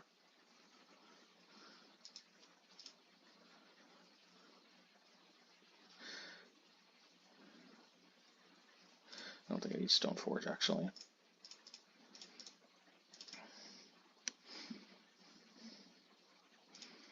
Yeah, I probably should have pitched Kaldra, because I might have to pitch the Stoneforge if they play another Ragavan.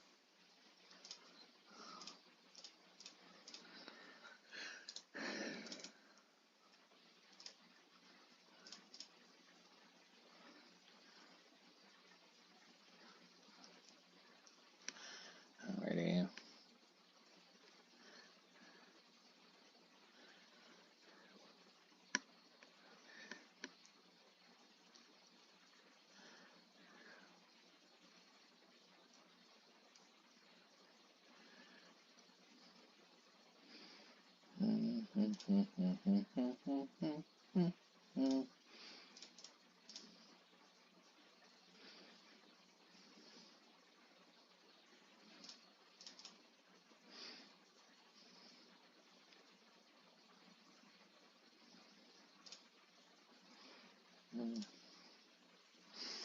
I kind of want to...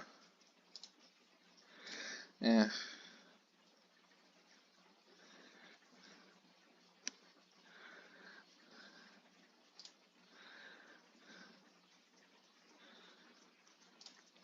Maybe I should.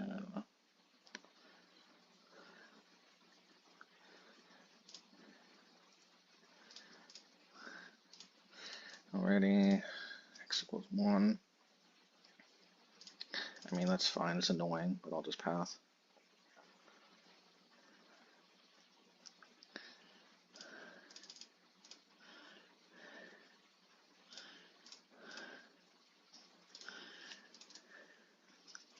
Oh my god, it's so freaking annoying.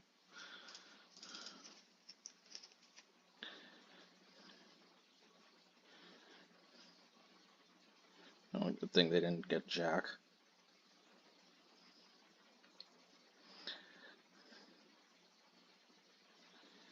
Alright, Lorien revealed. Interesting.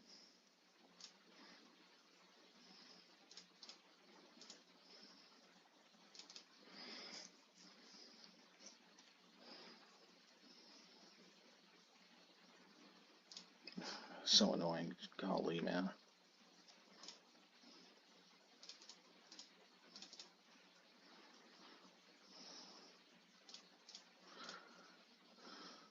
Come on, hit my land drop. Well, whatever. Good enough, I guess.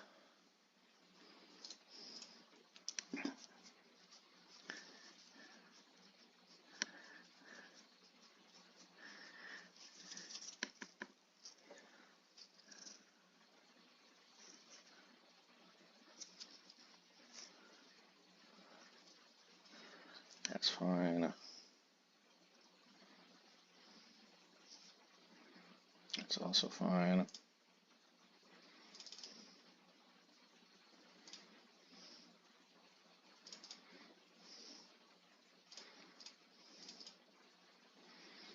Come on.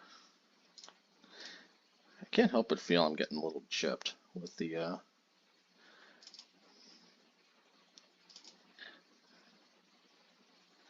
land drops, I guess.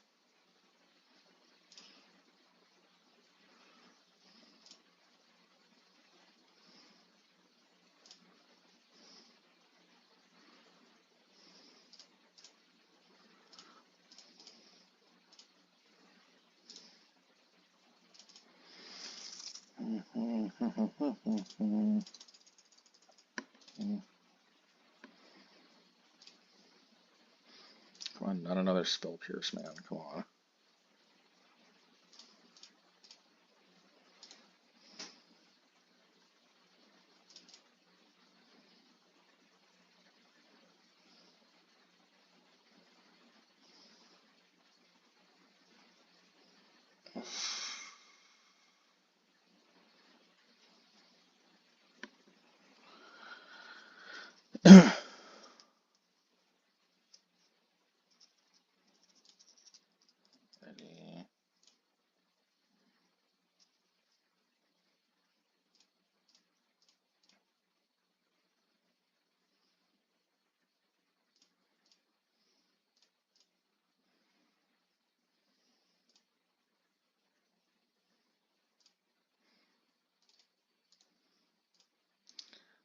Ready. Alrighty.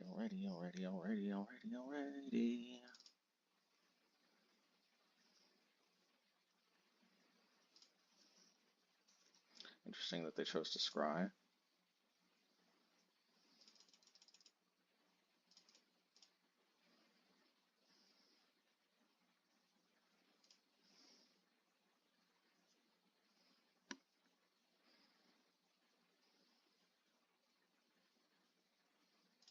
Okay.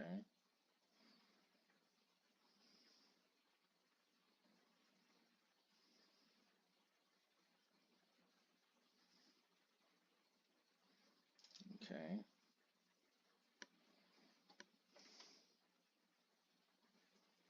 Hmm.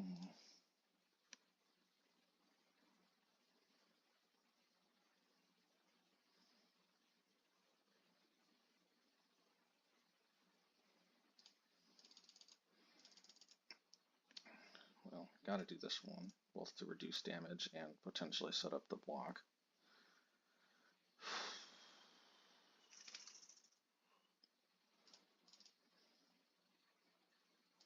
Surprised I didn't play Ragavan as well.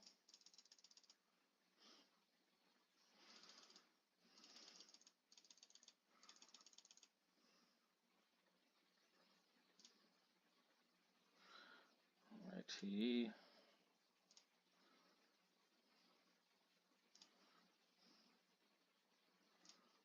Let's see here, 1, 2, 3, 4, 5, 6. I think I'll try to set it up for a block and activation. But if not, I have to just path, I guess.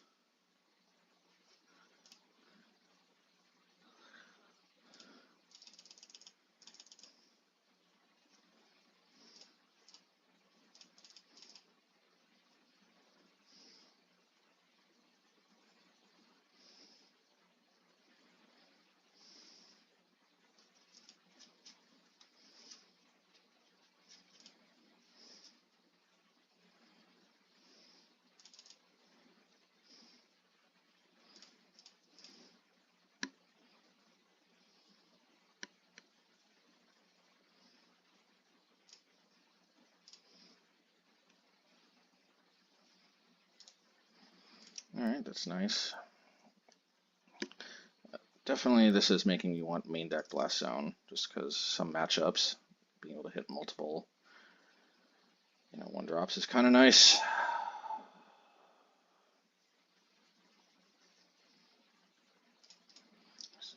Gain 4 life. Yeah, that's pretty good, I think. I don't know, though. I think it's good enough.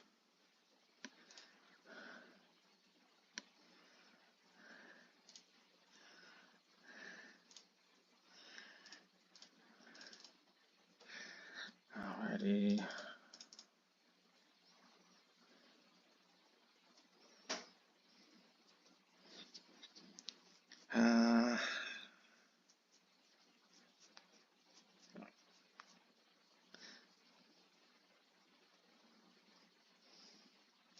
I assume if they had Spell Pierce, they would have played it last turn. This is my best chance of stabilizing, I think. Of course, I could just end up dying if they deal with this, but yeah, I think if I had Blast Zone, I could have stabilized a lot easier. But it is what it is. Note to self, Blast Zone in the main might be where it's at.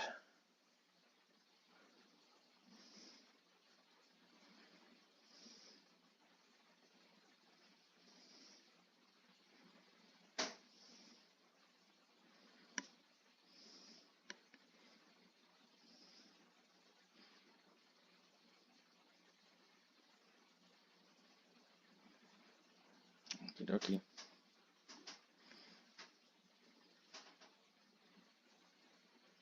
Yeah, that works, I guess. Yeah, alright. Look, dude, I should have won this with Blast Zone in the main, even with all that card draw. I'm not terribly impressed.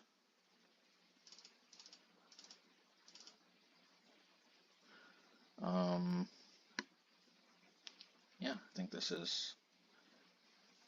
is pretty good. Yeah. Yeah, think it's a pretty easy peasy matchup. Just this should just be in the main because obviously there's situations where they drop multiple 1-drops. As we saw against Yawgmoth, this is pretty darn good.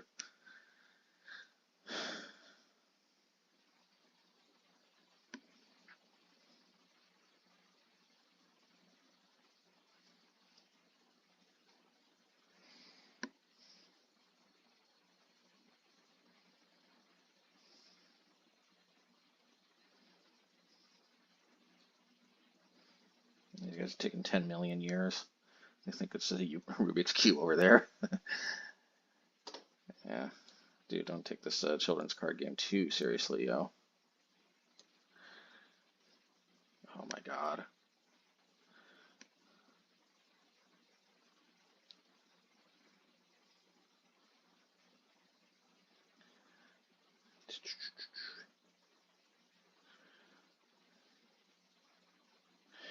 Okie dokie. Yep, we'll keep. Finally, a Wall of Omans. I don't think I drew any of those last game. Okie dokie. Okie dokie. Okie doke. Okie doke. Yeah, I don't really have that much worry here. Of course, they're pretty much, you know, having like the perfect cards, but I'm still not worried. Maybe I should be worried, but I'm just not. I don't think I should be worried. Not at all.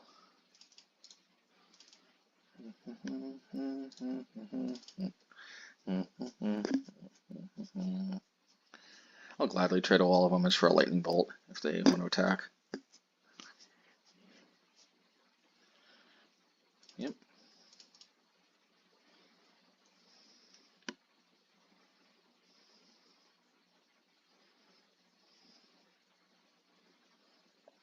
I don't think that's the amazing trade they think it is.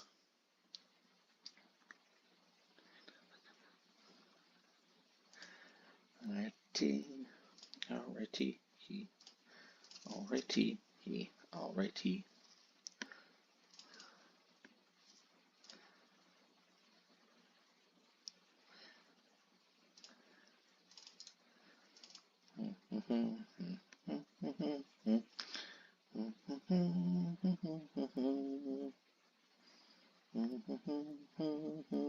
That's annoying.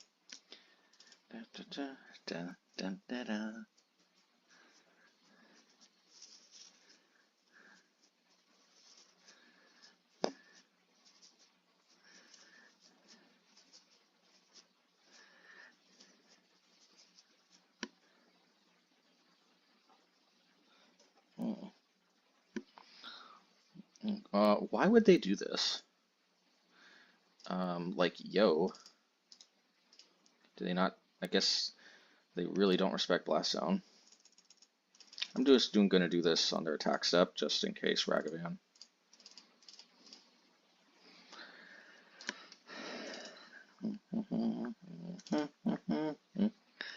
I'm not gonna walk right into Spell Pierce, although I might end up having to, but not yet.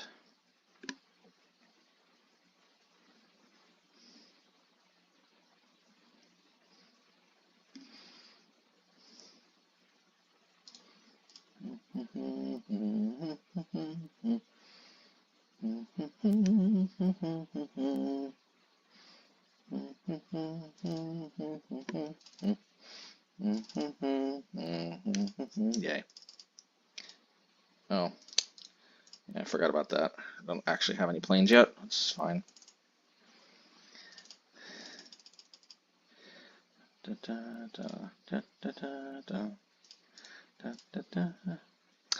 Alright, I guess if this gets Spell Pierced, it is what it is. It's just too kind of obvious to try to use this in a turn. Alright, that works for me.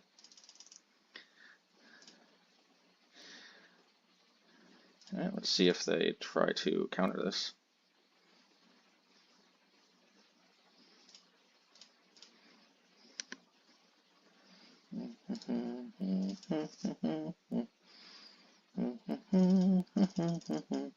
So, you know, just makes Murktide a little bit clunkier on their end.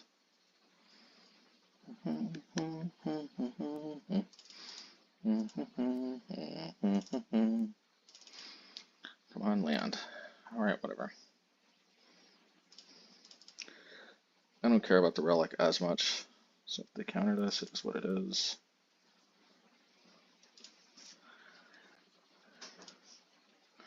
Alright, well, I'll play this into a Spell Pierce once again.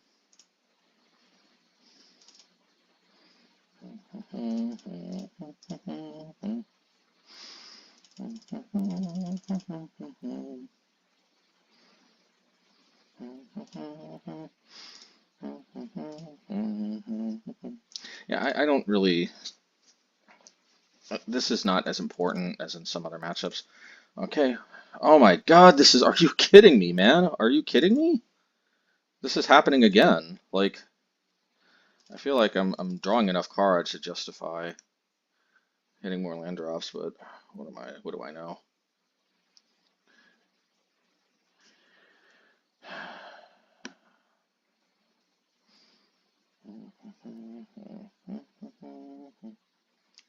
No.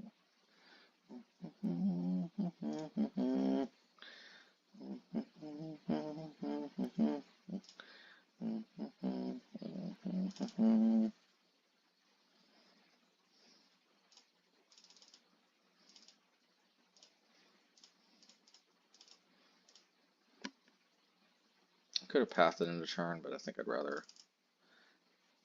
Alright, well, that works for me.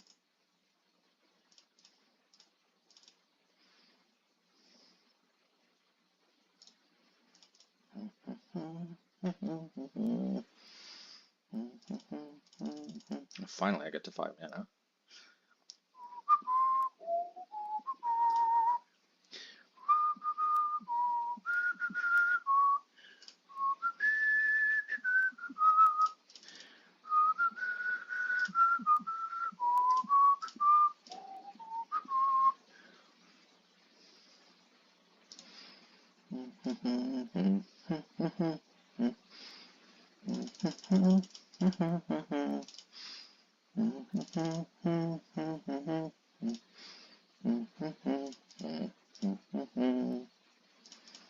Yeah, you know what?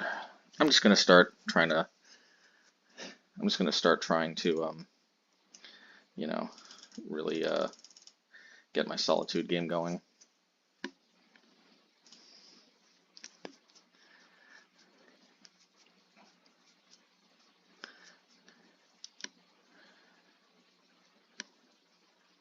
I might as well do this during combat because if I do this end of turn, then whatchamacallit? If I do this end of turn, then dress down makes the follow-up Solitude not that appealing.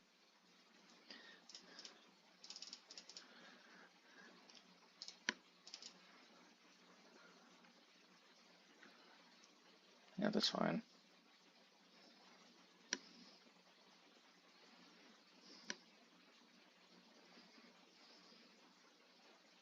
Okay, if I untrap for the 6 mana, it's wins time, baby. Oh yeah. I've really been looking forward to this one.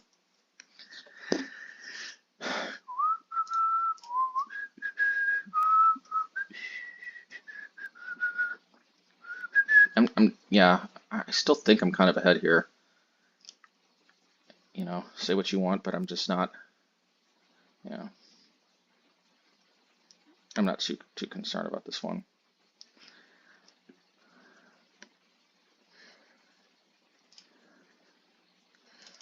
Alrighty. Let's see here. 1, 2, 3, 4, 5. Yeah.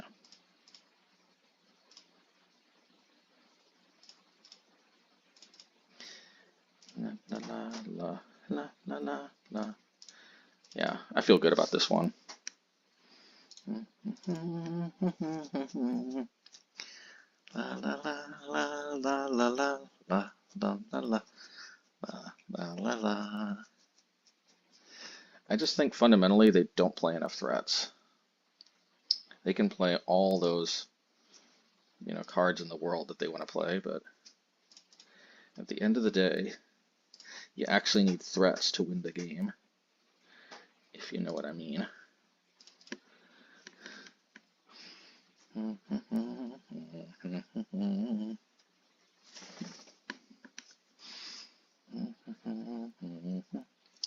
I don't know, unless they started bringing in Thassa's Oracle, which I guess is an interesting alternate win condition, then I actually think they're probably going to lose to decking. Yeah, man, if they start bringing in Thassa's Oracle, though, then, not gonna lie, that's actually going to be a little concerning. Okey dokey. Okay.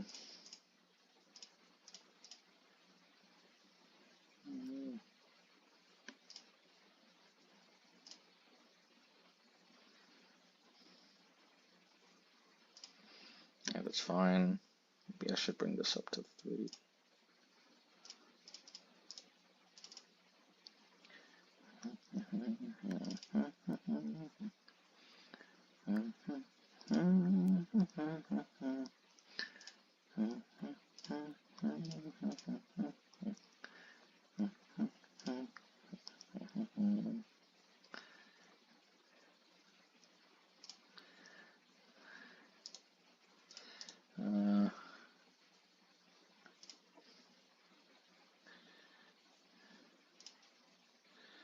I guess I'll do this on their upkeep. Or in response to this, I guess.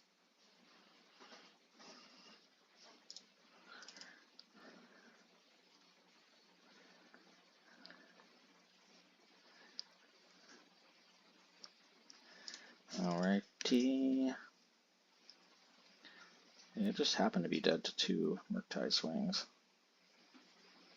Maybe I should have prioritized putting this up to 7 mana.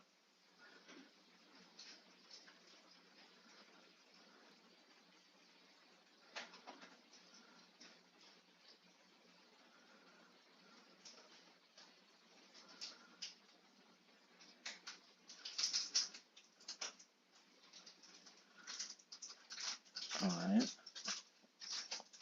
That's very interesting.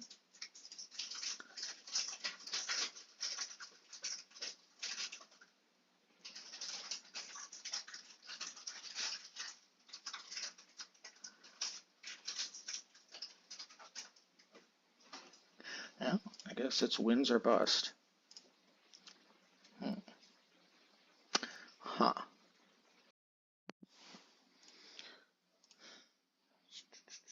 This one sucks. Alrighty.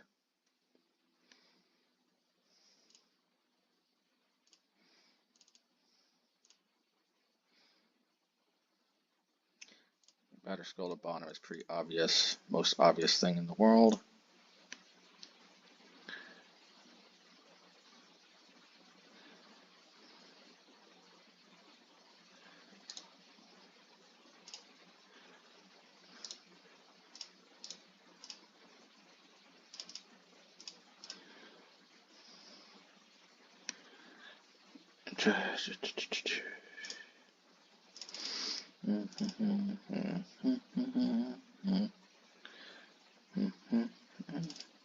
Yeah, I think this makes the most sense. I'm gonna play Mana Tithe. I'm gonna do this now in case they are Jeskai. If they Ragavan me, so be it.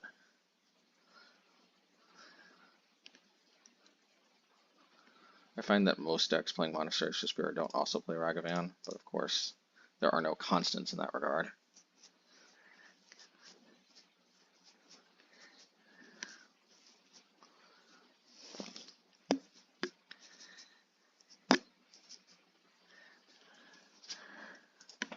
Now we're playing Demolition Field because we want to tap the Urza Saga off of this one. I leave the Castle Ardenvale untapped.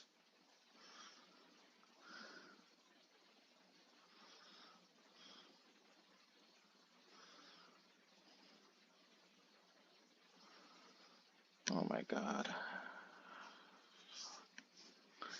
Okay.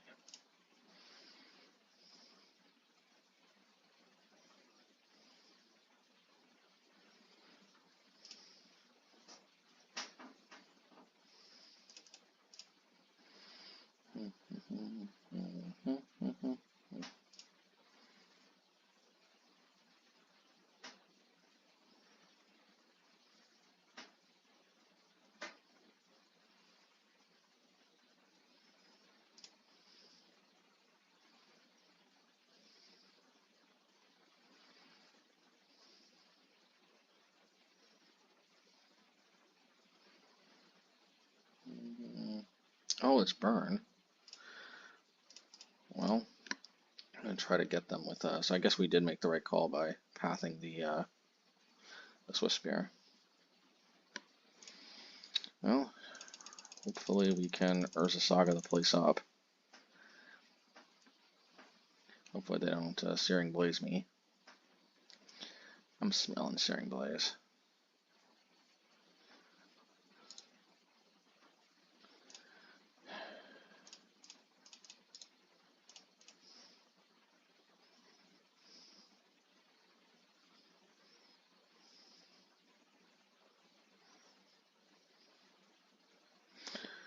Well, alright.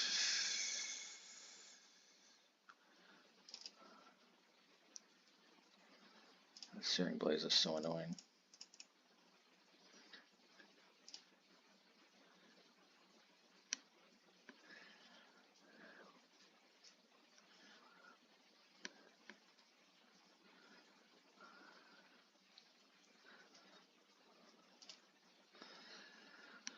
I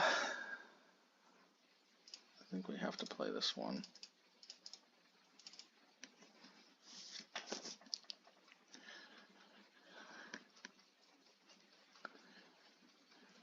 Because we want to play this off of these and then tap these the following turn. We'll see.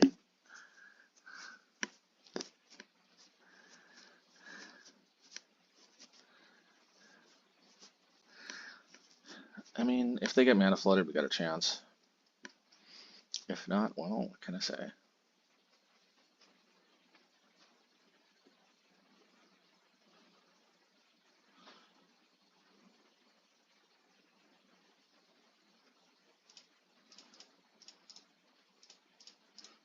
Alrighty.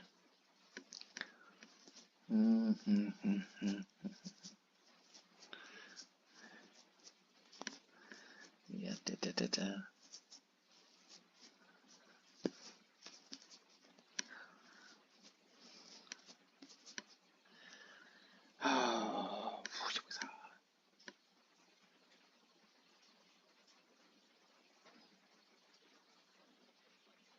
Well, obviously, there's no way I'm not going to try to block.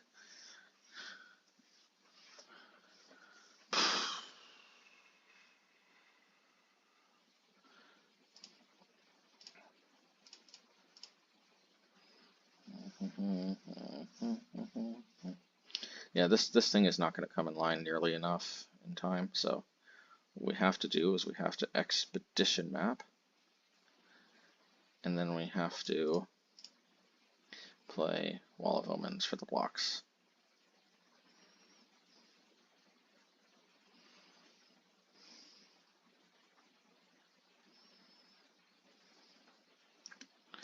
I don't know, do we really?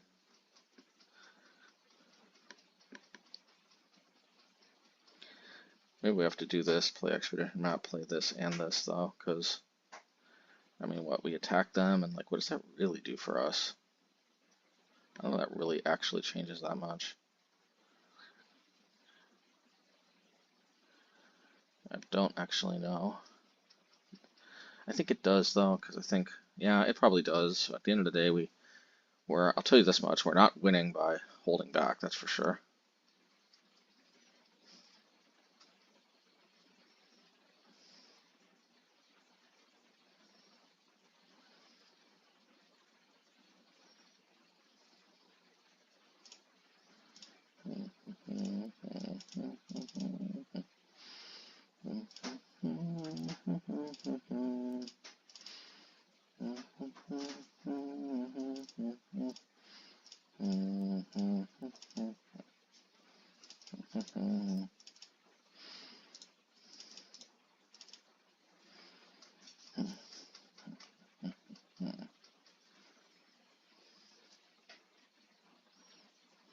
All right.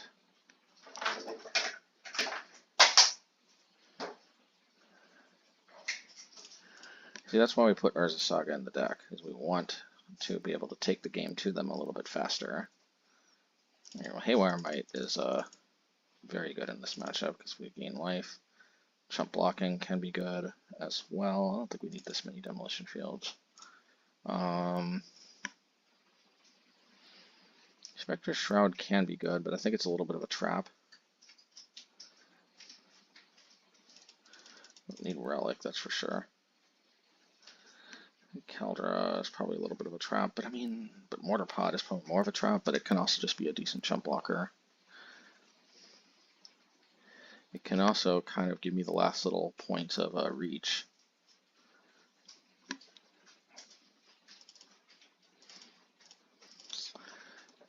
Yep, alright. This is how it's going to be. Kaldra.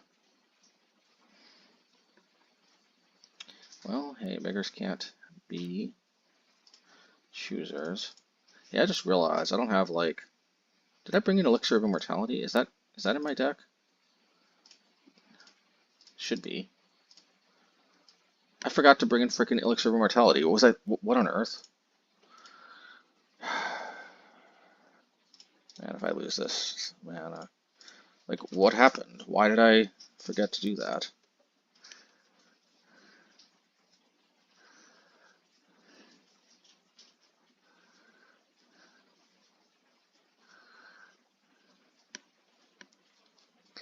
Alright, well, I can live with taking one.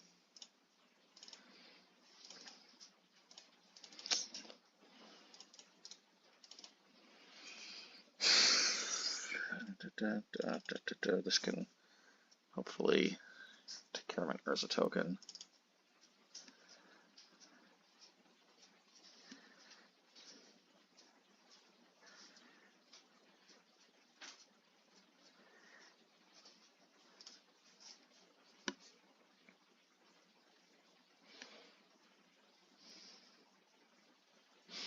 I'm going to Solitude the other Monasteries to spare.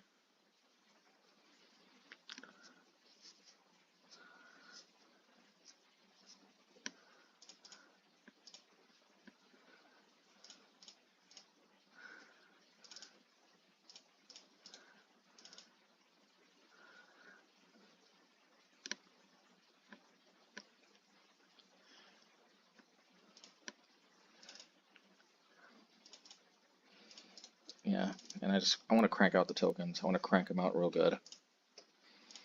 Unfortunately, I don't have Shadow Spear, which would be pretty good, or Cookbook, or even Elixir of Immortality. But let's try to make do with what we have.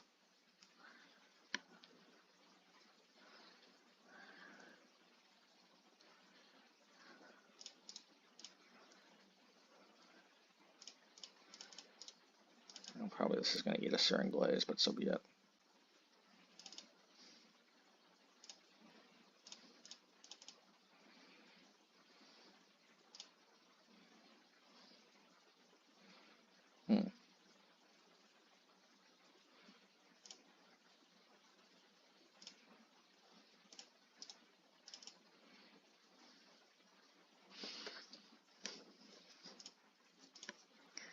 Alrighty.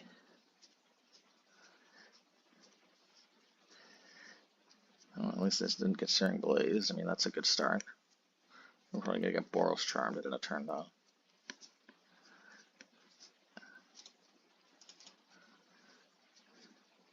So in theory, they could triple bolt me.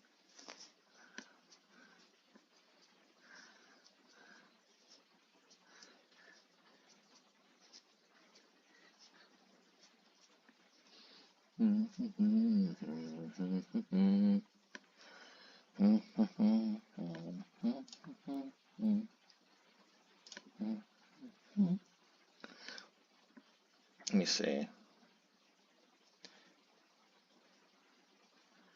If I play this, I won't be able to activate it next turn, so might as well do this.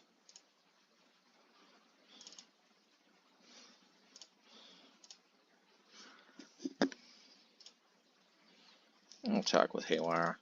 I don't know if blocking is what they want to do.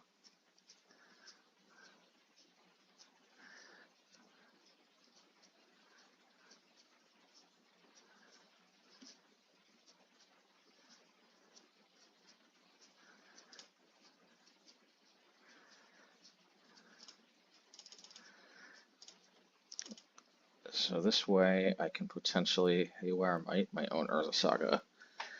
to gain 2 life. It's not the most ideal thing, but it's better than nothing. But I have to crack Field of Ruin to get a forest, though, notably.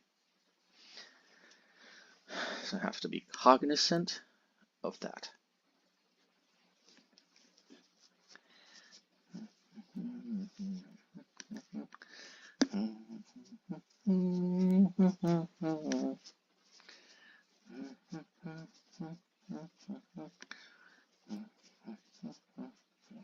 In fact, I might actually Field of Ruin the Copperline Gorge ahead of time, just in case.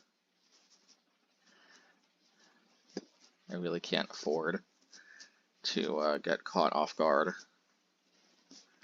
And I want to be able to crank out another. I gotta be able to boost this too. Yeah, that's what we're gonna do.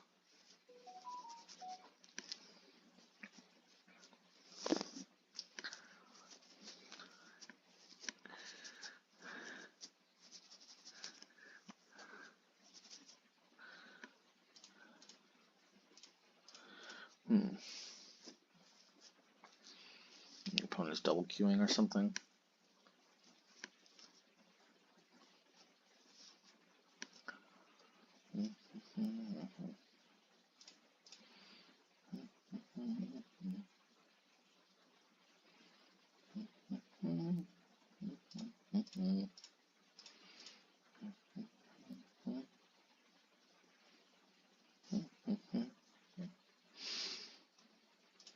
Yeah, that's kind of that.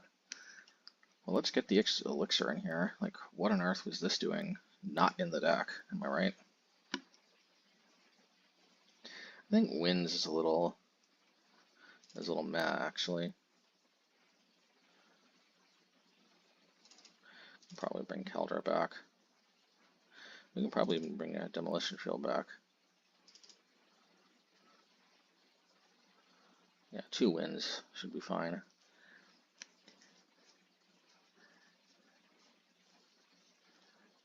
Oh, I took out a Mazemind Tome. That wasn't intentional. Took out wins.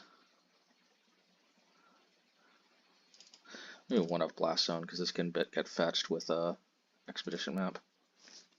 26 lands. I mean, hey, I've heard of worse.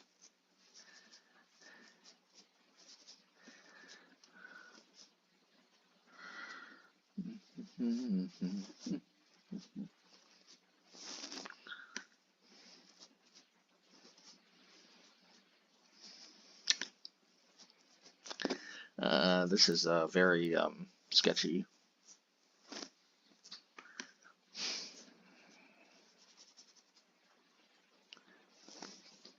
They gotta be bringing Smash the Smithereens by now.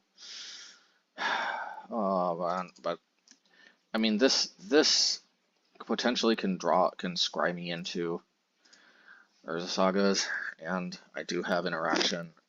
Theoretically, I've got very, very late game life gain, or first turn ability to deal with Goblin Guy, but we don't have to, thankfully.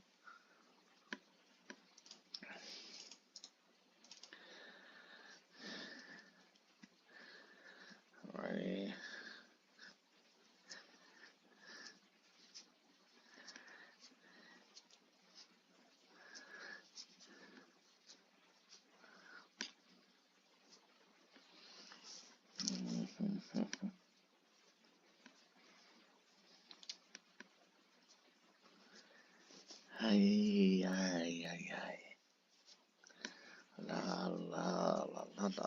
I almost wonder if I should play this on turn 3, because then I can actually march my own Mazemind Tome in response to prevent 3 deaths. So janky though.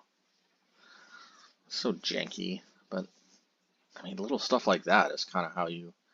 It's like winner is like make or break it in the burn matchup, though, for what it's worth. There's no greater, but I think more likely I die before I can finish scrying.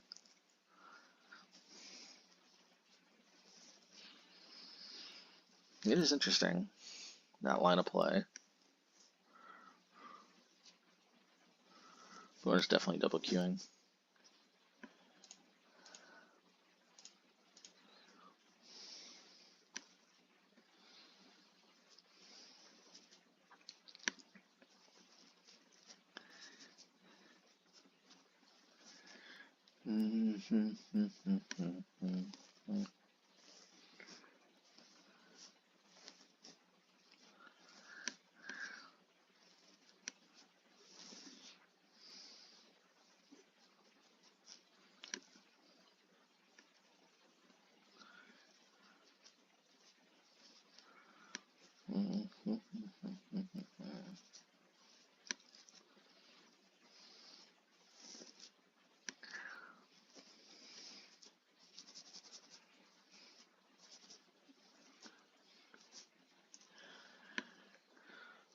Bolt my face.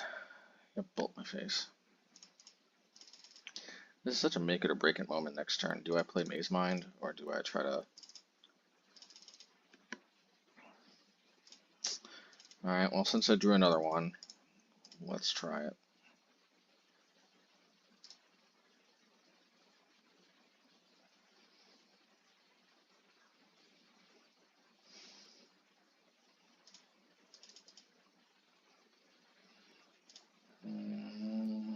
Please no smash. Boros Charm is also scary, but that's a little less. It's a little less, so.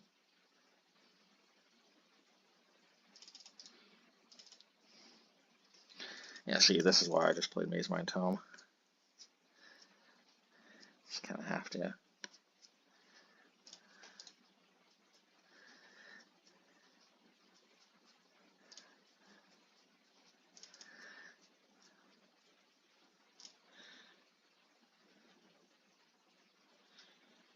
Could take them off of white at some point, but no. We want Urza, so that's good too.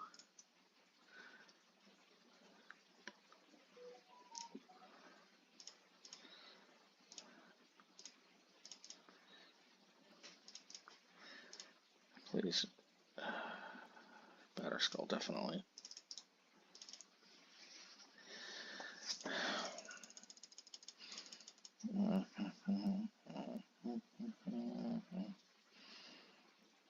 They would need to have either Searing Blaze or land in their hand, and then draw either the land or the Searing Blaze. So, like, you know, for this to be the worst case scenario, I feel like they have to divert.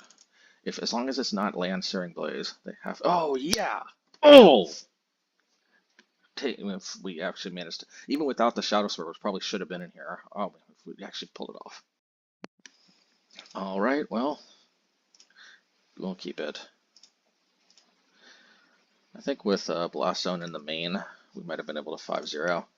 Murktide is obviously more concerning once they have, now that they have Lorien revealed, but I still think that,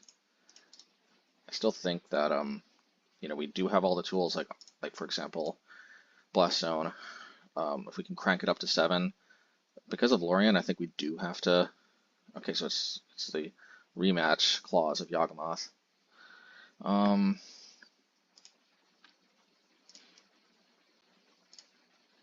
Okay. All right, so I think this is the situation with Yawgmoth. I think we have to do this one here.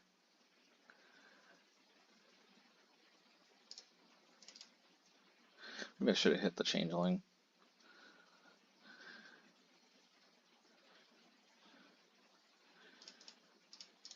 Because, I mean, they already are on track for turn 3 Yawgmoth, regardless of whether I hit the Changeling or not.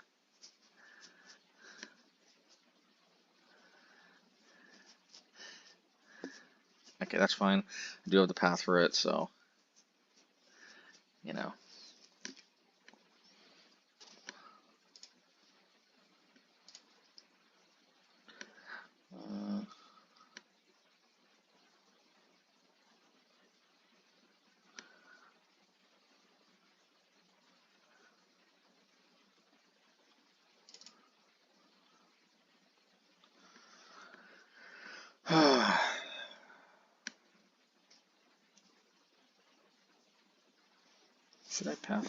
Should I path now or path on upkeep?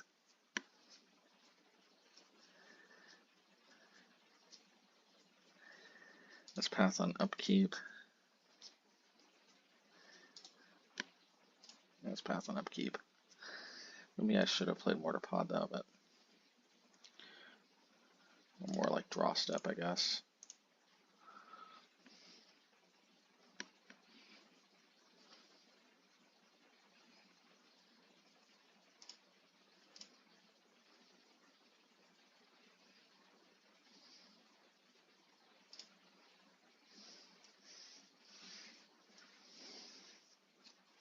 Surprised they didn't cash in the Wall of Roots. This thing is almost ready to go.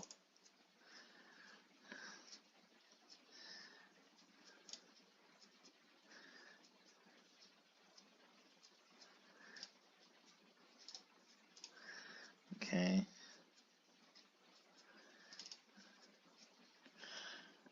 Alright, well, Mortarpod can help a little bit with this, perhaps.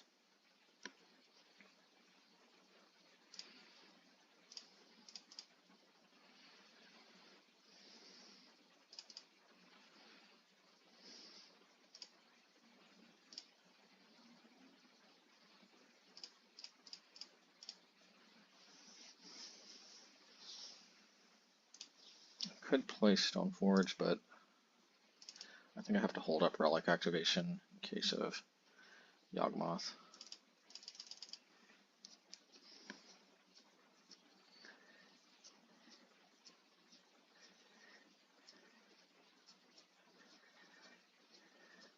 Yeah, and there we go. I was afraid of that, so I obviously had to hold it up.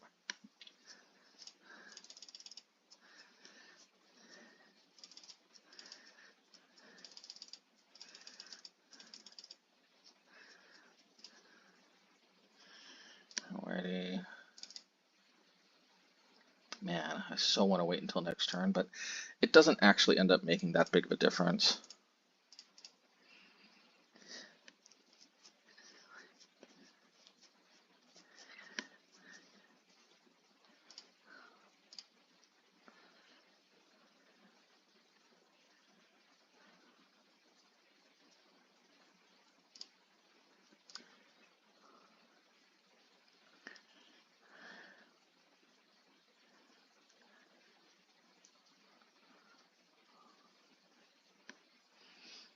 Might want to consider cashing in their halfling. It's up to them, though.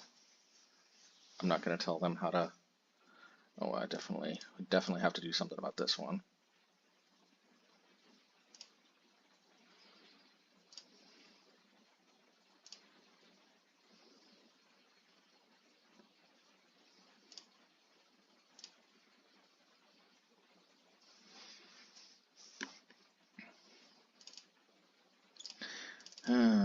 Hopefully I don't lose from not having Solitude up, but I think the allure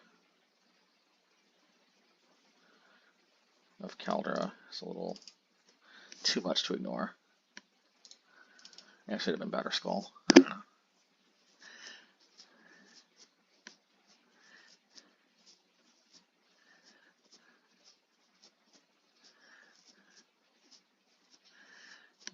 See, this is why I got Kaldra, because this is better at trying to smash into Grist.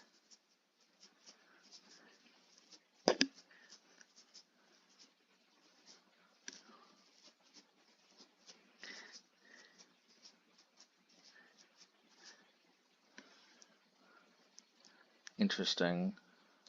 Why didn't it go to the? Why didn't it?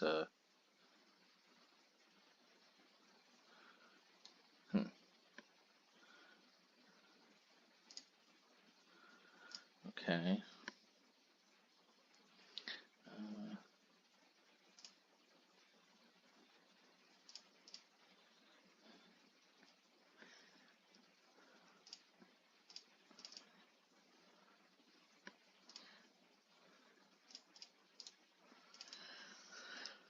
Gristy Grist.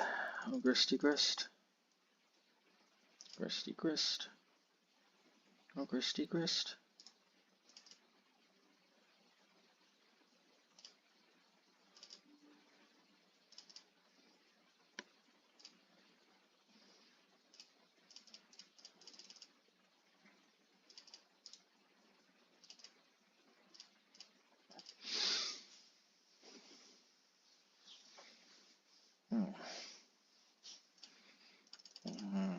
Hopefully we can do good things. Okay, Yawgmoth. Sure. Alright. Let the cell games commence. I do have a Solitude, so at least there's that. That's cool. Okay, it's not Yawgmoth, so thank goodness. Alright, that's cool.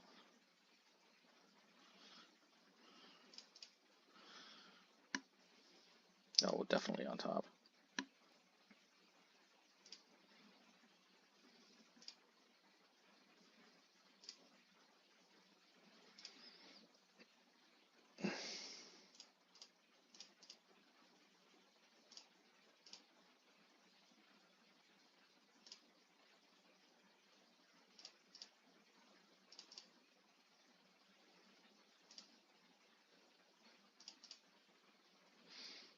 Relic, well, because there's obviously nothing else I can hit.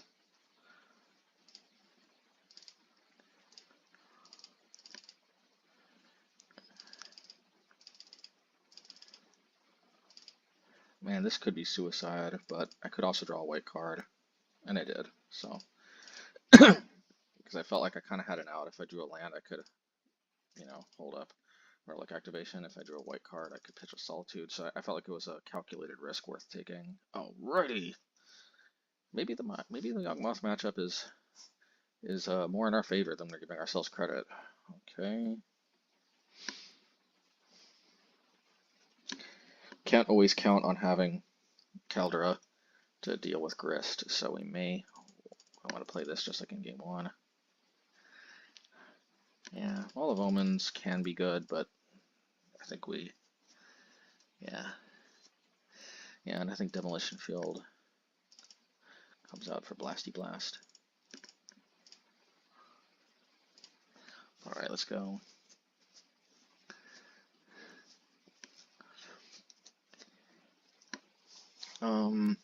No, this hand is just no.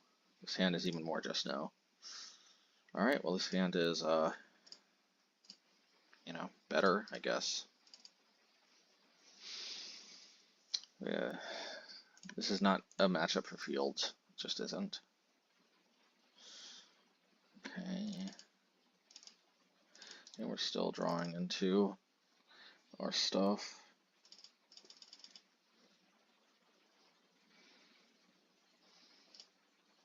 Gristy Grist.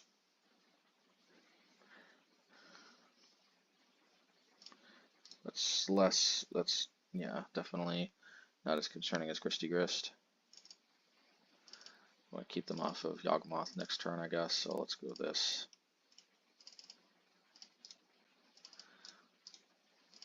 Some people say March isn't good.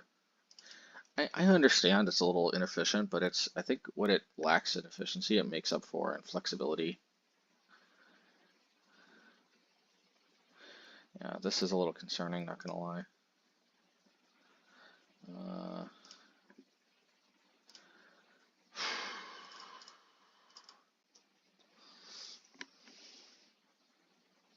As long as they don't have mana into Yawgmoth, we may have a chance. We have mana.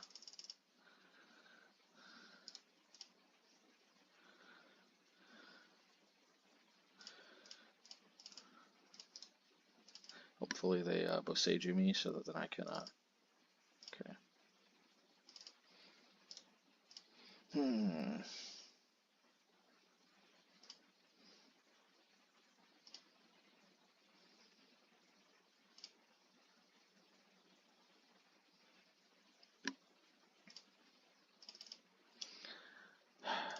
Should I path the Strangle Root?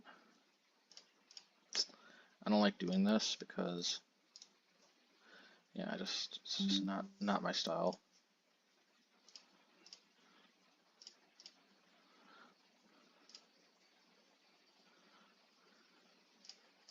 Oh, well, there goes my Urza Saga.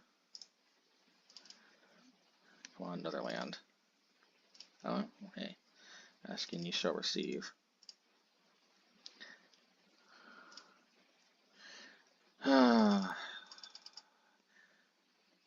If I draw another land, I can Vanish for 6.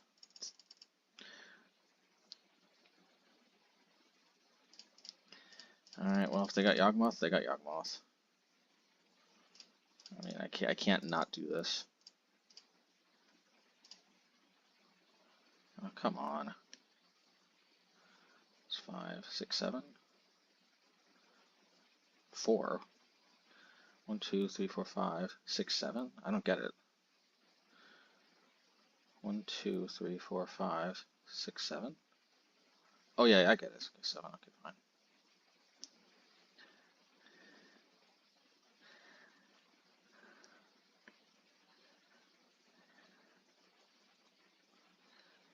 You have to sacrifice the Mite if you want to finish off the Tude.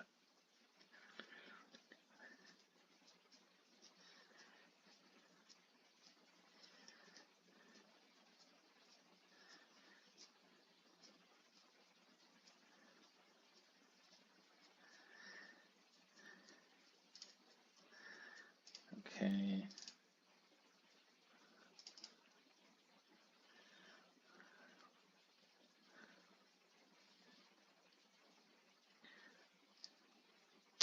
That is so stupid, man.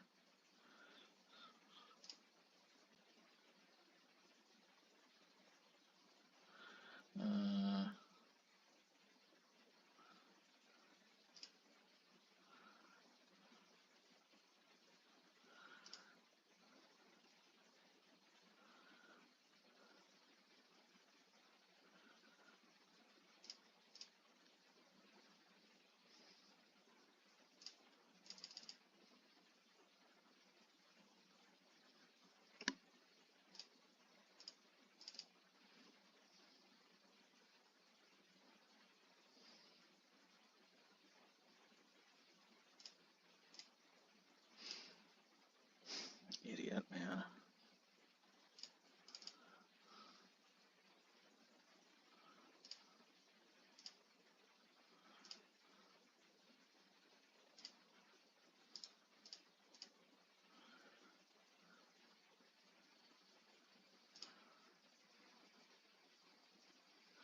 Alright, whatever. It is what it is. I still think this is the way we want to set it up.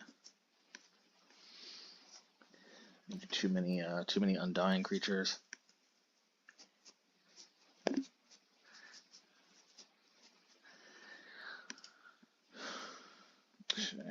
This hand is kind of garbage. It's too floody. Yep, it's better.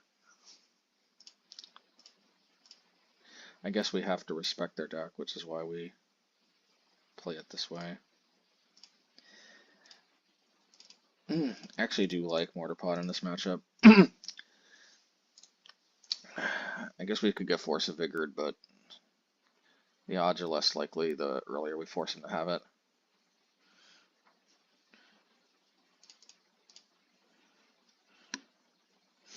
Hopefully we can Mortarpod this Yawgmoth. Hopefully I don't have Force of Vigor.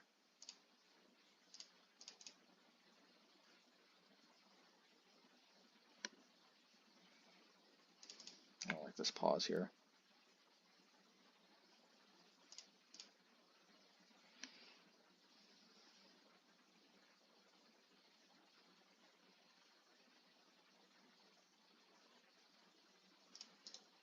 And we should have done that in response to the thing coming into play.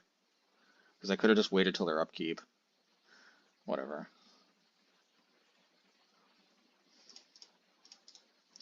I had to pitch a fairly good card.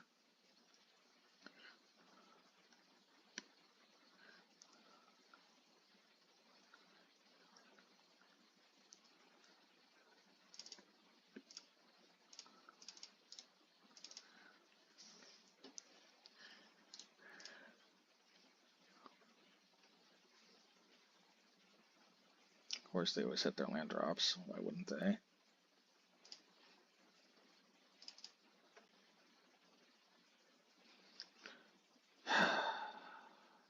Yeah, I mean, I think beggars can't be choosers, right?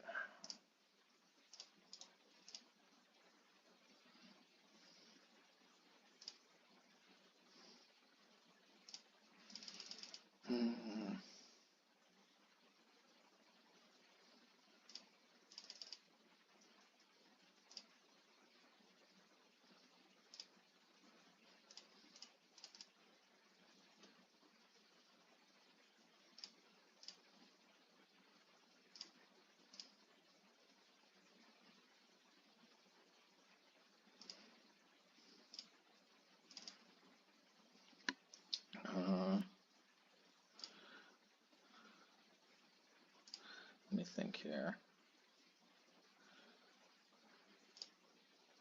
Yeah, we want to path the Yawgmoth. Or we could path both of these things.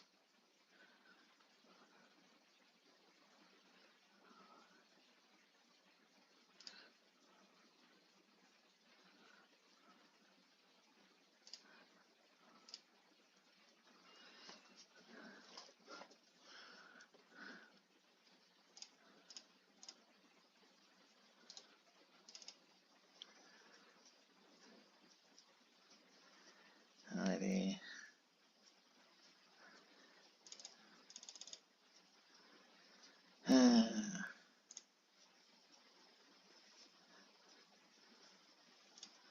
As long as I don't have an undying creature, I'm okay.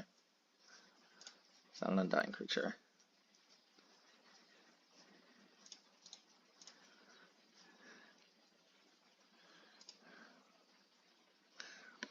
I really don't want to frivolously lose the Mazemind Tome.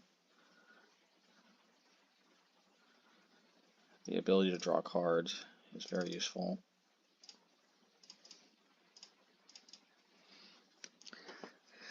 Alright,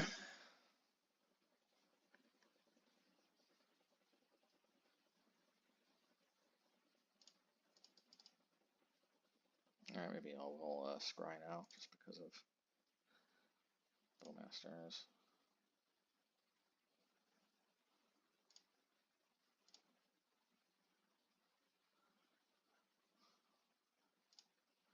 At least they're reducing their damage output, so there's that.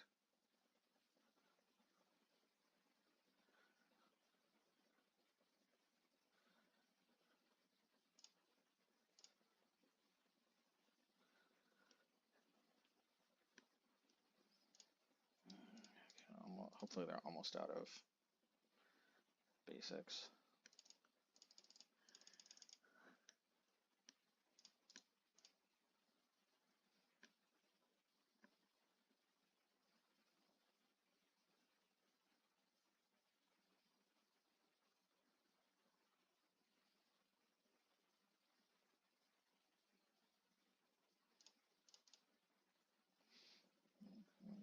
Oh, that's definitely bottom.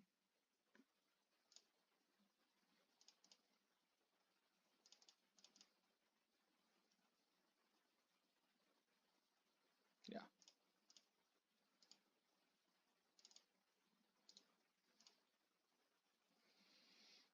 We're a long ways away from Winds of Abandon, but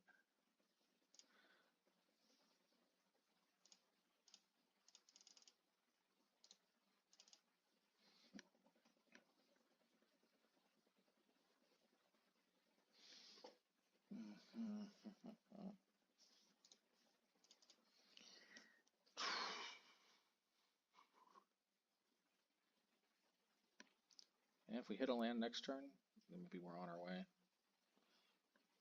Okay, no Yawgmoth, and I think, okay, you know what? We're on our way. Maybe we have a chance.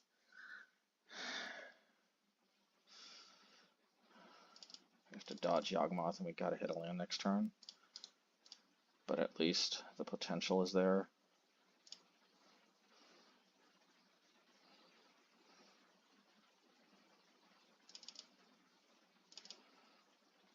Well, let's see. 6 mana for wins would be pretty good if we can hit another land. We'll see.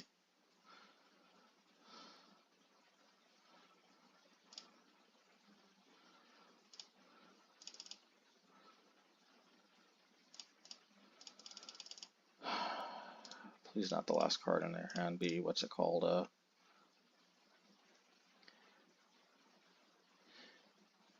Court of Calling.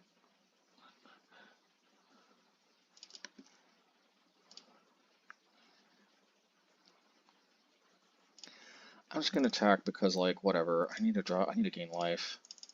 And if this thing sits around, it doesn't gain life. Yeah, that's an easy one. Those two.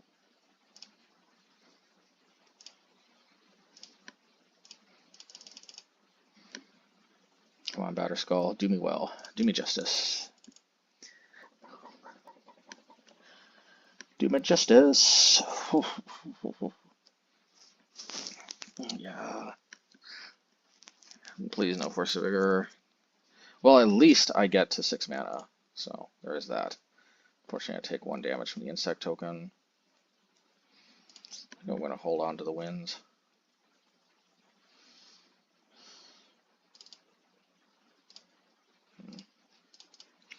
Alright, well, let's maze mine.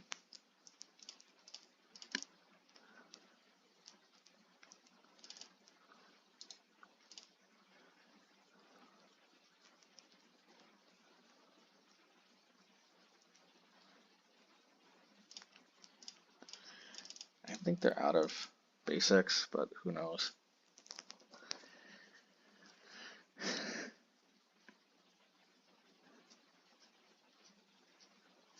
Yep, they're out of basics.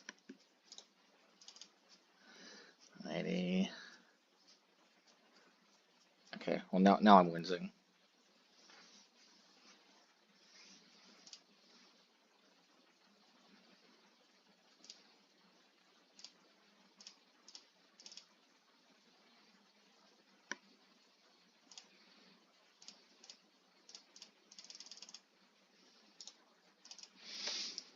That is why Winds of Abandon is in the deck. I mean, it's pretty decent as 2 mana, but like being able to do that for 6 comes up more than you'd think. All right, well, bye-bye Mazemind Tome, but I still got good use out of you.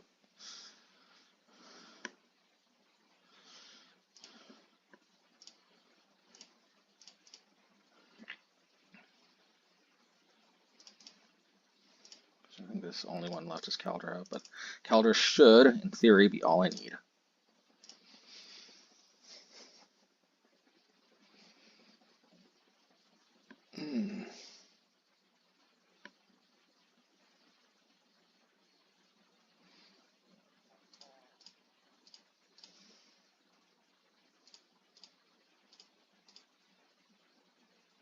Okay, well, once again, Kaldra on Grist is our jam. Yeah! Yeah, okay, well, Yawgmoth is always dangerous, but, oh man, they kind of got a little flooded though, but they do flood sometimes, and so do we. We had to aggressively mulligan to 5. That 5 card hand was so much better than those 7 and 6. You know, note to self, like, yeah, this is why mulliganing sometimes really pays. All right, post league. So here's my thoughts after the league. I do think, especially after Murktide really surprised me with their ability to grind because of Lorien Revealed, which they didn't have access to before, that I definitely want Blast Zone in the main. I feel like, yeah, like we're gonna have to be, we can't just fall back on our salt. Like, for example, if I would have just, that was the only loss, we could have trophied actually, if not for that. But like, I actually had this critical turn where I had to decide if I was gonna try to like get my Solitudes and my other Exile effects in there. I realized in retrospect I really should have just pumped the Blast Zone. I think I had enough time to pump it. I might have been mistaken, because I think at end of turn, it is Summoning Sickness. I could have pumped it out. I think I would have had to have tanked 1 hit. They might have had Lightning Bolt though. I don't know, but then yeah, it's possible. But the thing is, the March could have gone after the I think it was the Ledger Shredder or something. But whatever. I feel like if I had been pumping this thing up to 7, because then this thing can't be countered. You know what I mean? And that used to be a big part of our game plan against Murktide, is just whenever we could, pumping mana to this instead of like playing like tokens, like prioritizing putting this on 7, then we can play the tokens. The idea being that yeah, then we can deal with Murktide and it can't be countered. They have to have like Blood Moon or something, which sometimes they don't have. Anyhow, yeah, I'd also like against like Yawgmoth and stuff, just being able to clear certain creatures off the board. It can be very critical, as we saw. Sometimes it's our only clean answer to Grist. It could be kind of inefficient, having to pay, 5 mana, 4 plus tapping it, and end of turn putting it up to 3, and then second 4 for a whopping total of 9 mana. But sometimes you've got to pay 9 mana to deal with Grist. Sometimes Grist represents more than 9 mana worth of a headache, if you know what I mean. And just having that option is just pretty nice. So, in any case, Other than that, the deck performed, I think, quite well. I'm very impressed. Um, I think the Specter Shroud definitely is better off a Shadow Spear, so Shadow Spear it is. And I'm still rocking Elixir of Immortality for now. You know, if we do run against Mill, like a 1 of Emrakul would obviously be better, but I just like the way this splits the difference with the Burn and the Emrakul matchup, I mean the Mill matchup. There are some situations where we're also going to want to fetch this instead of Shadow Spear. If they're playing like we just somehow know they've got Smash to Smithereens, Smash to Smithereens will prevent Shadow Spear from gaining life, because they can smash it before it connects, whereas Smash to Smithereens does not prevent Elixir of Immortality from gaining life, which is notable. Sometimes we won't have any creatures in play, for example. If we don't have any creatures, for example, they Searing Blaze at end of turn, us Urza Sagaing, and we can't connect immediately, sometimes Elixir is going to be better. Plus if they deal with Shadow Spirit, it's nice to have a backup source of life gain as well. So, hey, you know, it's not perfect, but I think it makes a lot of sense in my opinion. You know, maybe I'm actually just we did manage to beat Burn even without Shadow Spear, so Elixir of Immortality. Yeah, you know what? Maybe we'll just play the Emrakul. Yeah, you know what? Like, I just think, yeah, we'll just play the Emrakul anyway. I think it's kind of just better against the Mill matchup. The problem with what do you call it? Elixir of Immortality against. But Elixir of Immortality does serve an important purpose, though. Like, maybe not. I mean, it does enable us to rebuy our equipment, for example, so we can refetch them with Stoneforge. But I don't think that alone is worth it. But Emrakul, yeah, against Mill is it's pretty good, because the problem with Elixir is that if they can mill the Elixir, you know what I mean? Like Archive Trap or Tasha's Hideous Laughter. Now Tasha's Hideous Laughter will sometimes hit your Emrakul too, but especially if it's one of the earlier cards it hits, it will. I just realized though there's a problem with Emrakul. I have no way to discard it because I don't have a Ganjo anymore. Yeah, you know what? I'm gonna talk myself back into Elixir. I mean, it gets milled, but like, you know, sometimes if they don't mill it, then you can rebuy it all with Urza Saga once you can fetch it out, and then in response to their Archive Trap or something, you can play it. I don't know, realistically, the Mill matchup, like, they can bring in Soul Guide Lanterns anyway, and they can deal with your Emrakul that way, so Emrakul's not like a end-all be-all solution, but I think the fact that I think the fact that I don't have a way to discard it. I could play a way to discard it, but I'm not going to warp my deck just for that, you know, very, very niche of a matchup, if you know what I mean. So, yeah. So we'll play Elixir. Having additional hate against Burn also can't be a bad thing. So, yeah, I like that. I like that we have kind of double support here. Always nice, and I guess without. Yeah, also this can be good because if we happen to naturally draw one of these, then our other Urza Sagas are still alive for more Burn hate, which is nice. So yeah, I think with that, we'll probably call it a day, and I look forward to playing this again, for sure. Oh yeah, and can't forget about the patrons. Okay. Oops, that's the Creator Studio. I need to go to Patreon. Okay.